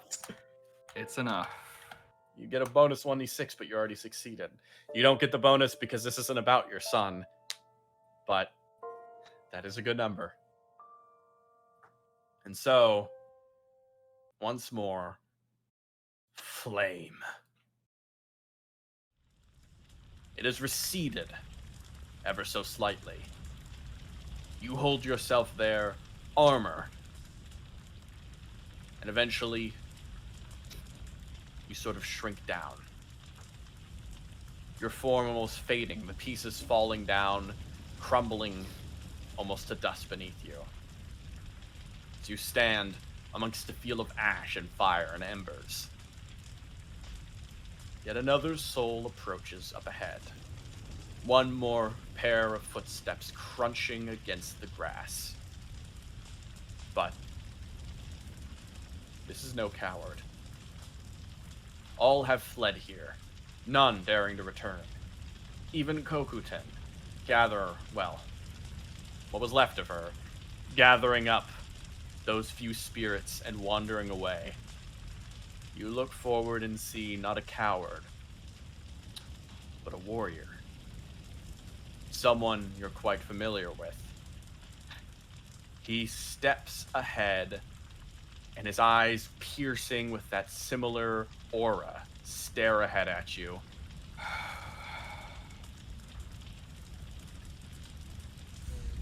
Hot God. Hot God stops, checking across and seeing the many discarded bodies, blood filling this place. I see you quenched embers with the blood of these people. If there was another solution, I would have found it. He nods his head. I have no doubt you would. That fits with your morality. He steps forward, drifting out of the almost fire catching a shadow at his back as he sort of moves out ever so slightly, passing the bodies, stepping almost gracefully across, and then moves up a little closer to you. I remember when this spot was host to games, not war. Yes, I remember too. Kind of looks to the side. And then moves over this way, sort of stepping past you. An action that bears his back to you, yet all the same, he almost seems to move across and sit on this log, gazing back at the battlefield, which is slowly wrapping up.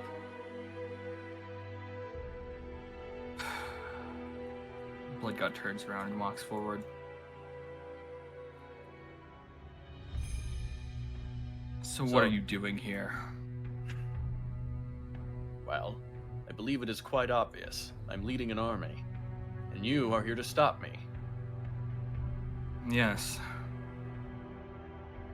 He kind of turns his head ever so slightly up, almost looking up at you standing in front of him. I heard a detachment went to the Mitsudai border chasing a goddess. This was not my intentions. I never intended them for the cross this point. Well,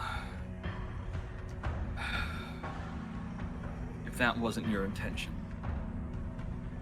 then good. But please, manage your war better next time.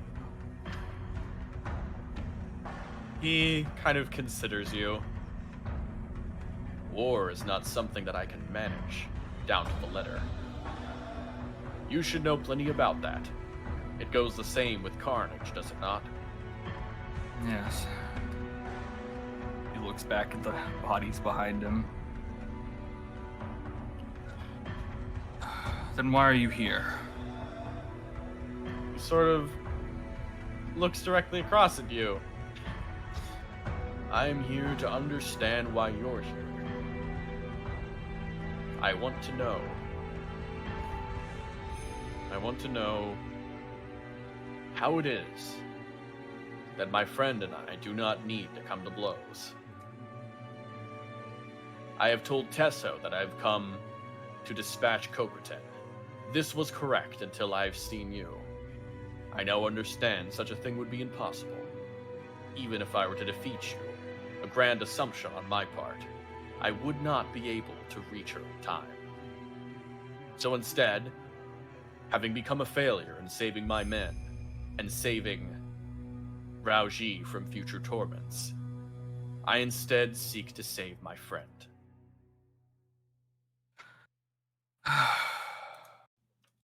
That's a relief. I thought this would be the one day that we would come to blows, but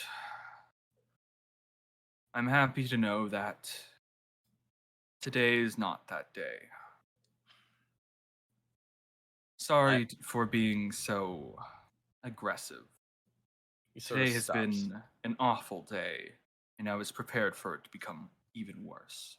I can see that. He looks across right in front of me, right there. He points his hand at the bodies on the floor. I know. Yes. He sort of stands up again, kind of holding himself next to you. We should depart this place momentarily. There is somewhere nearby which I would like to speak to you. I believe our game board should still be untouched. That's good. At least one thing isn't changed. The hawk god wanders off into the woods with you. In this moment, the retreating forces and the border of Mitsudai no longer have any sort of contact. Animals have fled, and the forest has mostly been left alone. Only 2 souls remain here. As they like it, as they always have in this spot. You both, wandering out, find yourself over to a small little section. A dip into Mitsudai. Though at the time, the land of Mitsudai's borders was decided by you at this moment. This place used to be considered wrapped into Raoji, Mitsudai. It was all very vague. No one knew anything. Anything for sure. No borders mattered. Conflict found its way everywhere, shifting all the way occasionally to the cities themselves. But this place, deep within a fold, was quite safe for 2 gods to converse. Stepping up, the hawk god brings himself to the central circle. and then Mm, moving across, sort of sits on a rock here. yes. Decides to sit on a stone as well. You two sit, and for a moment, there's a silence. Until looking over, the hot god almost looks expecting at you, as like he wants you to speak first. Mm. I believe we left on your turn. Yes, He kind you're of, correct. yeah, he kind of gestures around. You have seen the turn I have made. Kind of gesturing around into the direction of the fire. It is one of violence, as is my nature. Mm-hmm. Yes. But you, have you chosen something different to surprise me? Well, I decided to play defensive, clearly. I see. A dangerous strategy so late into the game. Yes, but one that I find worth it. He considers that. So, do you badly wish to become one of the 12? He sort of considers that. I do not care to be one of... He kind of stops and turns over. I do not care to be one of 13 amongst a council. Oh, yeah. That's fine. I do not care to be one of 13 amongst a council. This is simply a reality. My dreams... He kind of considers, my dream has lied unfulfilled. The one I have spoken to you before in these fields. He kind of considers, as he kind of looks over at you. It should be known. This is simply all I knew. This was the solution I could reach with my own will. As he sort of sits back on the rocks. War is all this country has known, and it has made me quite powerful indeed. Yes, it's made us both quite powerful. Indeed. And as a result of this, he kind of regards you again, a little smile. I believe we have also grown quite tired, have we not? Yes. Though I don't know if it's the country, the age, or other things that make me exhausted, but that could be one of the symptoms, one of the causes. He considers that. Perhaps. All the same, I have found a solution. He kind of considers, the greatest deception I've played is acting like I don't know what I'm doing right now. He kind of turns his head over to you. When this war ends, if my dream can truly be met, the next step shall be... He sort of considers, scratching his chin ever so slightly. This country will finally know peace. It'll be bought with bloodshed, slaughter, all of the things we have known for our lives. I have grown tired. All the same, I know where my power comes from. Tesso believes me foolish enough to believe my power will continue to surge in this new society. But once this country tastes peace, they will begin to yearn for it in times of war once again. That is my hope. He sort of considers, if all goes well, my power will fade in time, and I shall be comfortable amongst 12 as an even, instead of as their ruler. And then perhaps I may look at the woods once more. Look at nature. That would be quite nice. I enjoy nature. I know. A world where we can simply just fade away is the goal, isn't it? He kind of considers that a world of peace when blood runs dry. Would we be around to see it? He sort of kind of gestures up at the sky a bit, just kind of looking at the smoke, billowing even visible beyond this place. But I'm afraid we never will. All the same, I wish to work towards it. So tell me, Blood God. He gestures back. Do we still share the same dream? The same dream. A world of peace. Hmm. What exactly is peace? I feel that the world. Peace is a false goal. It is something politicians and gods seek in order to quell the masses. Is peace brought through bloodshed and control truly peace? You aim for an age of peace. Well, I think you should aim for an age of freedom instead, Hawk God. He sort of considers that as he looks across. An age of freedom, you say? Yes. He sort of nods his head. An age we've lived in for this long? An age that has caused conflict and death. Conflict and death are an inevitability. We cannot control it, much so I think we know more than anyone. Like you said, we will never fade. He considers this. Perhaps not. He kind of looks over to you. And yet, what does this action contribute to your supposed age of freedom? Me slaughtering those men over there? He nods his head. I guess it was me acting of my own will. He kind of looks directly at you. Yes. Once again, a will. A will selfishly taken for your own dreams. Though I understand that. All the same, I've seen these gods and their planning. You have stuck to the side, as I respect. But I understand via seeing with my own eyes. I know what freedom looks like for these people. The gods. What they would do with it. I'm afraid after hundreds and hundreds of years of fighting and violence in Raoshi,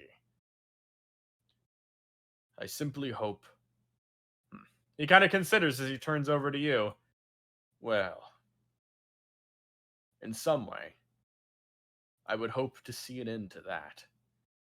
Peace for you is certainly perhaps freedom, an end of carnage.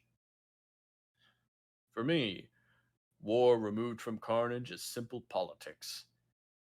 It is simply. He kind of considers it. It's. He kind of reflects a little on himself. The gods will continue to have war so long as they have things to fight for. So I'd like to give them no reason to fight. Perhaps I rob the world of freedom for some time, but we should find it again, slowly. Once more, that is my dream. Yes. It's not like a goal of the god of war to be something obtained overnight. It is something that maybe over centuries, over many, many years, can be attained with enough patience. He kind of considers that, I suppose so. It seems our dreams are a little different after all. We are different people. He kind of nods his head. It seems so. He kind of regards you one more time. So, Blood God. Yes. If our dreams are not aligned, yet we both seek peace, I suppose as a curiosity, one last question to an elder of mine. Yes. Which one of us do you think will fade first when the time comes? Uh, which one of us do you think will fade first? He nods his Well, head. he thinks about this. Which one of us do you want to fade first? Because I think our answers are the same. He kind of turns over. I would wish for you to fade first. Perhaps you would find peace. Yes. Fading would have its own sense of peace. I think. A world without carnage and violence is something nice. At least, I plan on disappearing for a while. You see, right now, if I were to continue existing in the open, war will just continue out of revenge. Which that I will try to strike back at Raoji, Raoji will retaliate, and the day that we come to blows will come ever so sooner. It seems as though my peace is on your hands. Yes, it's about time you let someone else carry the responsibility. He sort of considers that. He kind of just sort of scratches the side of his head and contemplates on that. I believe it is the order of a general to delegate. Yes, I shall delegate this to you. But you are, all the same, no common soldier. I would hope you find some to delegate your own to. Try not to take all responsibility in the world. Yes, but referring to it as a general and a soldier is incorrect. How about a friend to a friend? He considers that. Yes, I suppose that is also true. And he kind of stands up and kind of goes over and gives you a very deep bow. It has been an honor, my friend. Yes. Maybe meet again sometime in these long, long years before I fade. May we meet again, for the world has no more use for us. He sort of moves off in this direction. Not one for final parting words. The hawk god sort of seems to move off, contented with himself. You are now left here almost, reflecting longer in this spot. A decision you made to bear the carnage of the world, to let blood and carnage disappear ever so slightly for such a small period of time. You, in a way, robbed the world of an icon of vengeance. At least, for those in the far, far south, you did. This was a decision you made. Although you can't remember it, you stumbled on that child. You found them. And with everything, you find yourself drifting back to that graveside once again.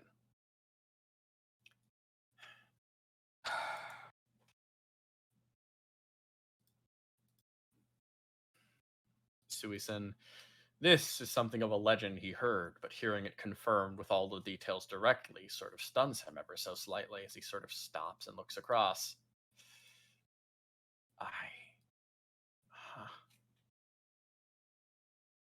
So Yes. he kind of considers that. And then he kind of looks across at the blood god and tell me honestly. Oh, good. Do you think facing that helped at all?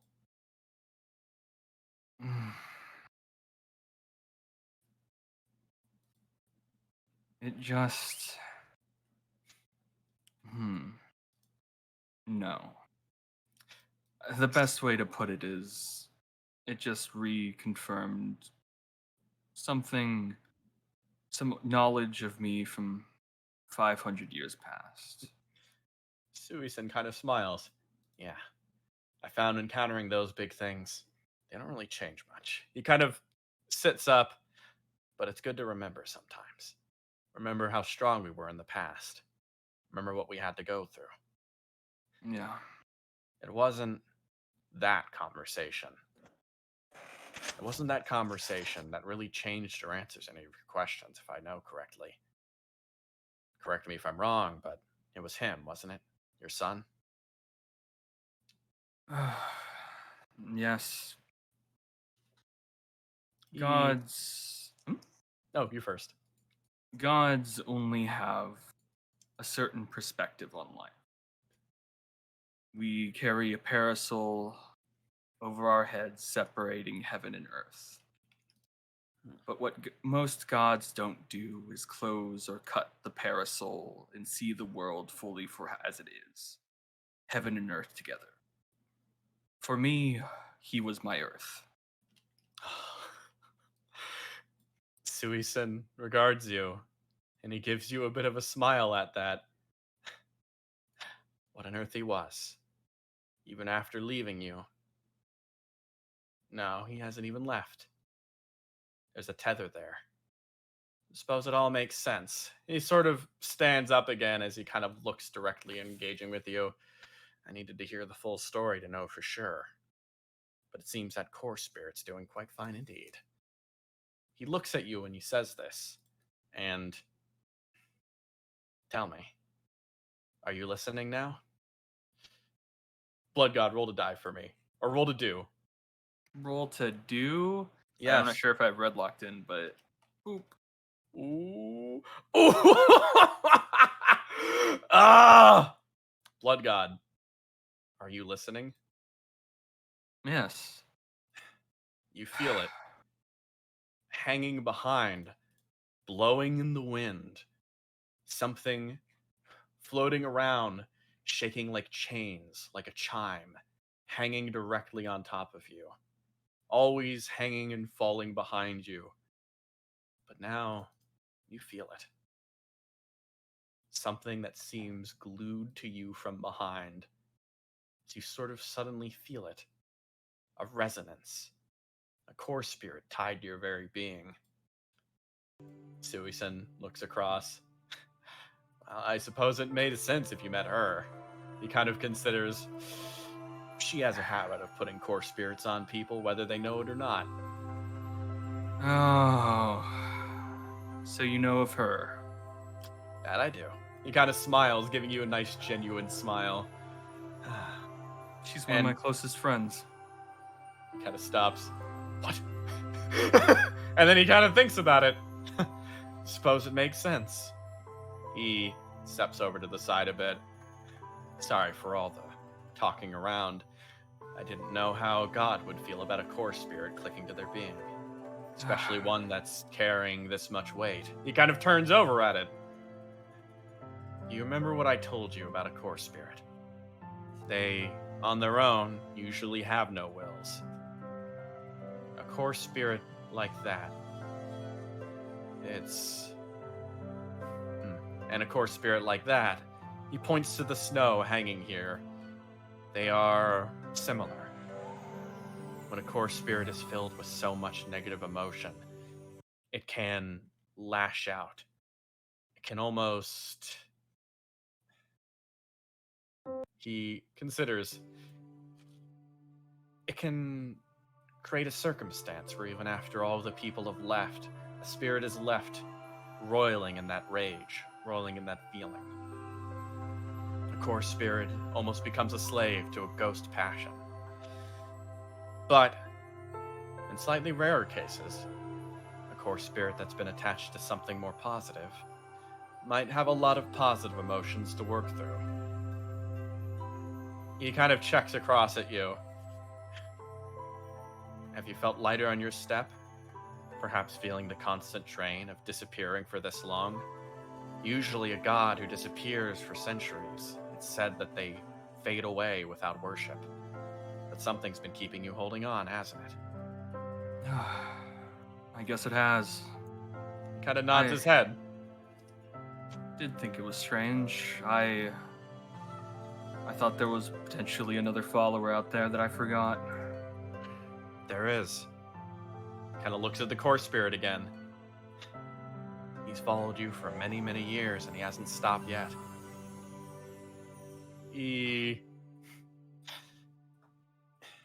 All things considered, he loved his father. He kind of steps to the side a bit, kind of going around this way, as he once more kind of puts a left hand on your shoulder, kind of positioning himself so he could pat you there. And if I'm being overfamiliar, I suppose that's my hubris, because it's good to know. He kind of, it's good to know from all the way deep to the earth to the highest heavens, we all deal with some similar things. Mm-hmm. That blood Yes. god, that spirit's got probably centuries of feeling to work through, so maybe figure out what you want to do in the meanwhile. Let me know if anything pops up with it, and I'll gladly help you out again. Yes.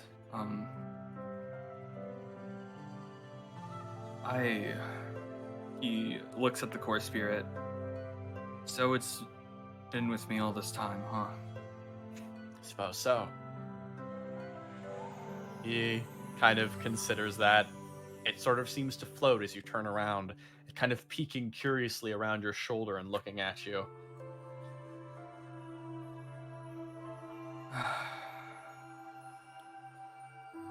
What's his name? Susan looks at you. Does the core spirit have a name? He sort of considers that. Humans would clarify it as a core spirit of companionship. Though, for you, he kind of looks back and forth at it. What's the first name that comes to mind? Roll for me. God damn it. Please. Please, dice. Please. No! No. Fuck No? it. Oh. Alright, boys. It's time. I refuse to fucking forget this. I'm going to use my attribute. This Okay. isn't it. I'm just gonna fucking roll to die. 1. Oh! I don't care, okay? Yeah. I'm just gonna continue forward and move past and use some energy from deep within inside see. myself. I see. You. All right. You burst with a clash here and sort of pull into yourself, and pulling upon this energy that you've always held deep within, a power you've always tried to ignore. You reach and grab for a name in your mind. You try to hold it there. You try to think, what is its name? What is this thing's name? What is... And you think about it again. It comes back as naturally as it did before. What is his name again? And pressing through as much as you can, you try to pull through just for a moment. What was it? You remember a title you went back in the past. A title that came to your mind with a child who was so energetic, a bit prone to rash action. One of the first titles you ever received. It was the Axe of Bloodlust. A silly name. So instead, you decided, well, maybe you change it up a little bit.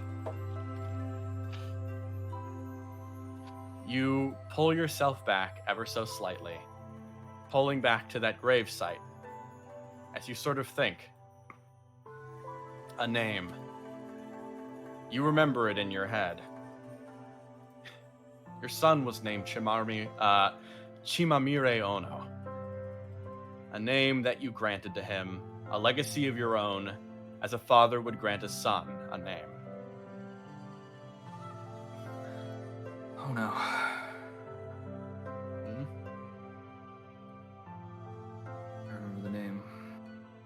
I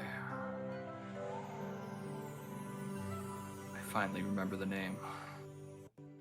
He sort of stops. I see. Congratulations.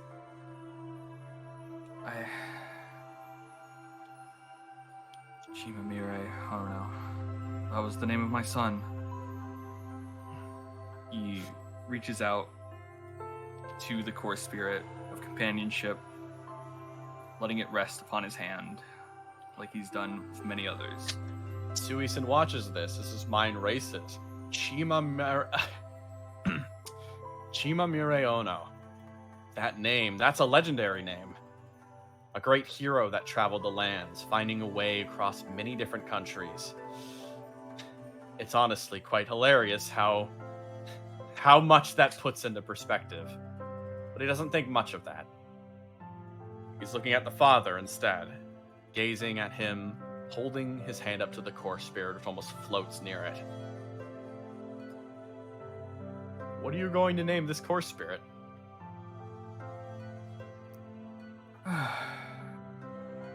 Simply, oh no.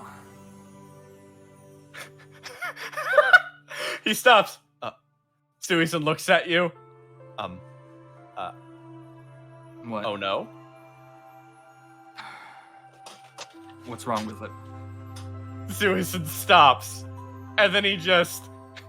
Nothing. It's quite wonderful. Good job. I hope you and Ono have a wonderful future ahead of you. Are you making fun of a god, Suisen? No. I'm simply caught off guard. He kind of bows his head ever so slightly. Perhaps you should spend some time. I'm sure you've got plenty of it to think. I have all the time in the world. I think I have someone waiting. A certain spirit of freedom I have to chase real quick. He kind of looks at that, and he kind of smiles. I suppose we both do. He sort of he starts wandering off in this way. As he sort of kind of waves a hand. I'll be waiting down the mountain if you'd like. Yes, I will join you shortly. He kind of walks as you simply hang there for a moment, and left in that spot for a moment, walking down the mountain path, one Suisen finds his way stumbling down the stairs, moving down this old place of ceiling as he heads through the stairs, thinking about all that he just learned today. Kind of moving carefully and shimming across the rocks, he looks down below to try to make sure he won't fall, and immediately seeing there, clinging to the rocks like a monkey.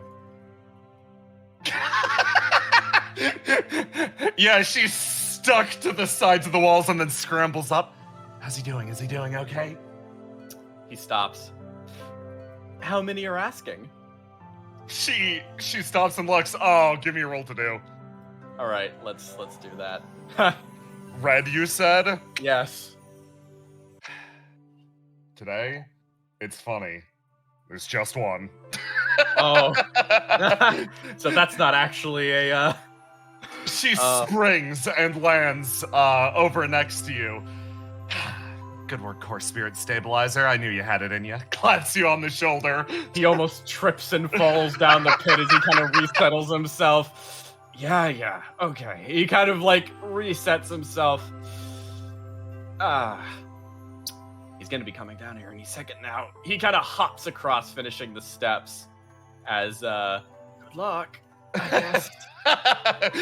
Thank you very much. She takes a step back over this way and stops. Yeah. As you look away, as she starts to go, the parasol pulled. He looks at her and he notices it's a different one. It's not the one he needs to talk to. It seems the others are simply resting right now. As he turns across and sees her for but a moment and contemplates maybe sticking around to see, but decides As you look, these two walk in this direction. This one shifts over for a moment, flaring to life. Is that boy you're obsessed with? Are you sure you don't want to talk to him? No, I'm good right now. Someone else has something important to do. Besides, didn't you hear what the old man said? Just because someone doesn't remember right now doesn't mean they won't eventually. You just give them time. You stumble up the mountain way. Daisuisen watches you go and wonders, when's the next time I'll have an opportunity like that? You stumble up, and Blood God, hanging ever so still, the spirit still coiling around, you're gone. It seems to hang with a familiar aura to it. This is something you felt many times, though it is all the same. You can't particularly share it with him anymore. This warmth you feel is one-sided now. Pouring in, you can only simply accept it. No.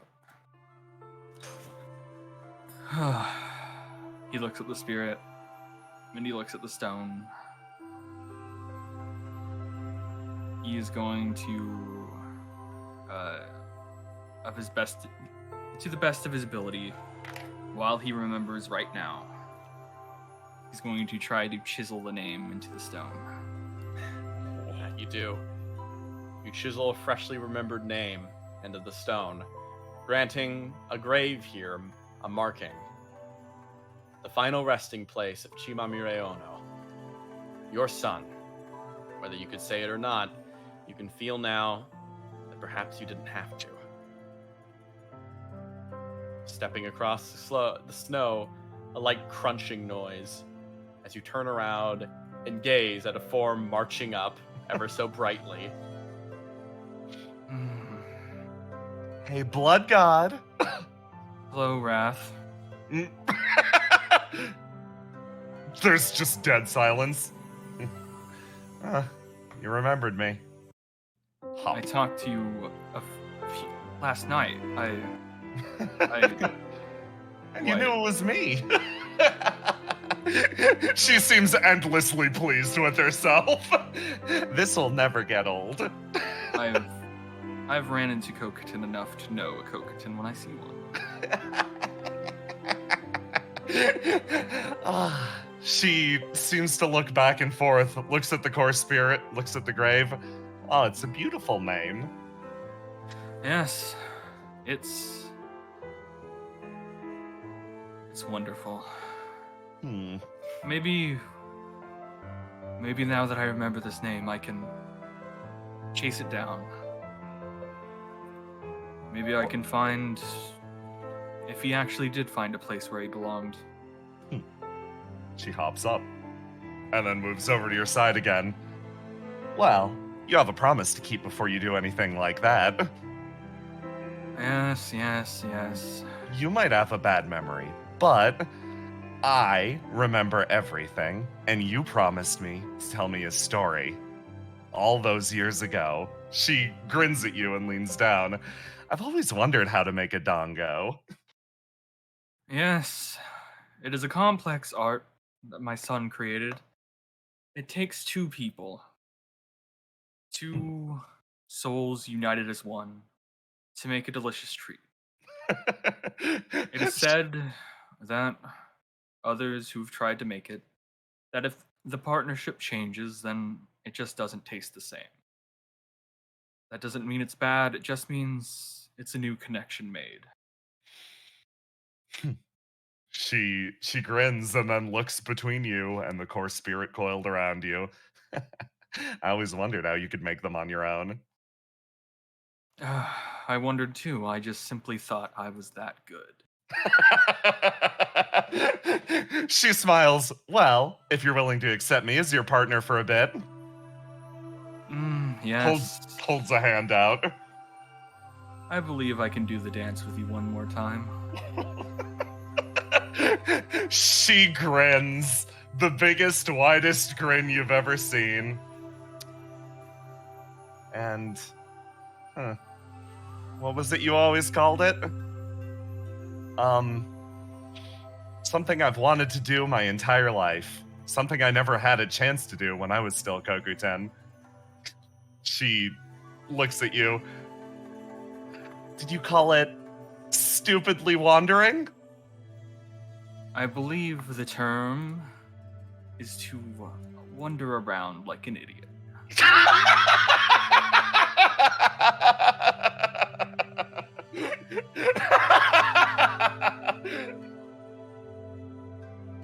You're muted, Christian.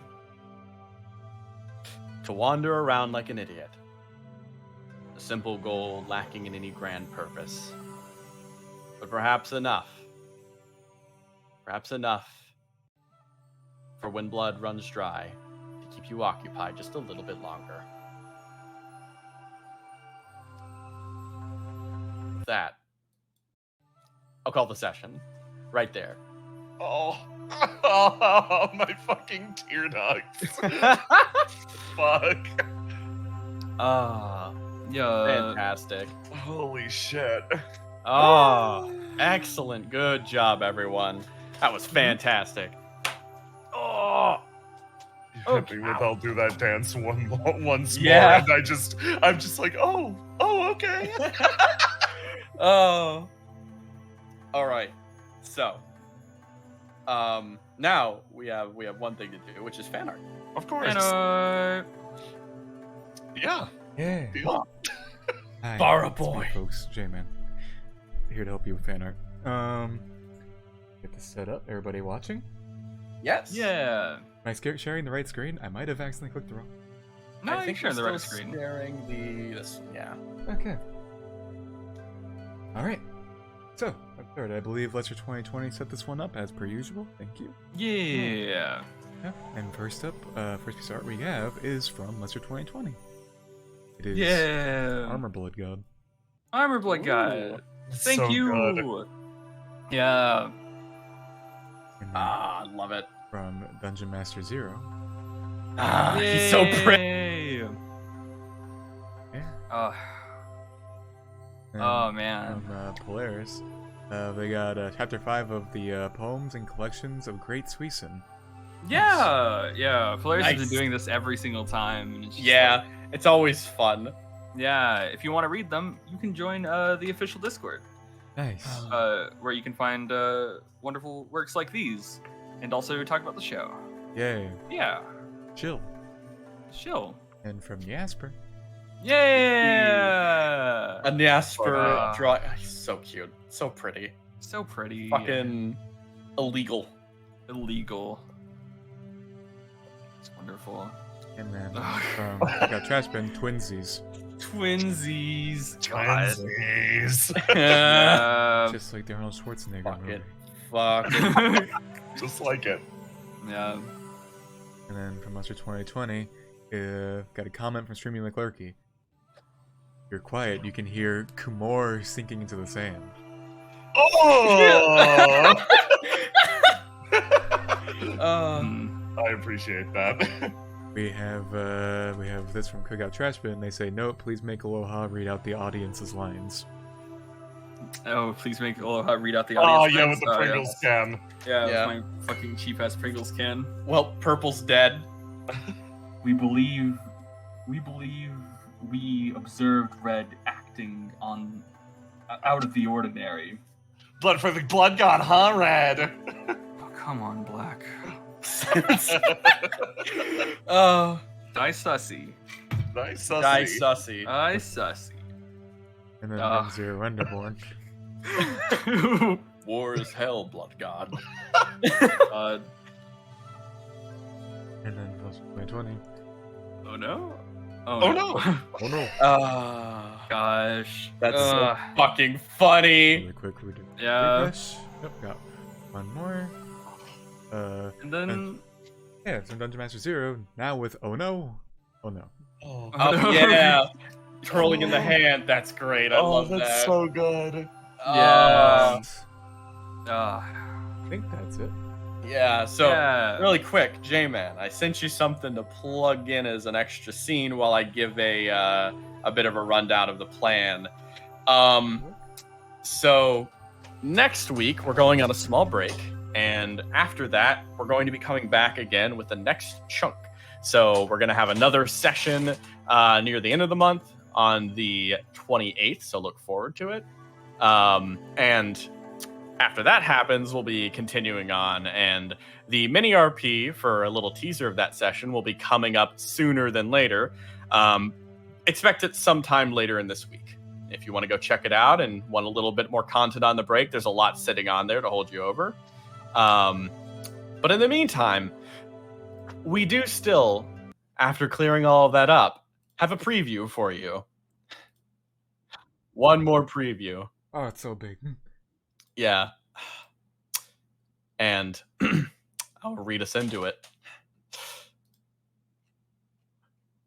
Within the mountains, hanging above, a land buried beneath the border of Rauji and Mitsudai. This place, a split kingdom of two, also holds a man broken in half. Next time on Daisuisen, Schism within the Men.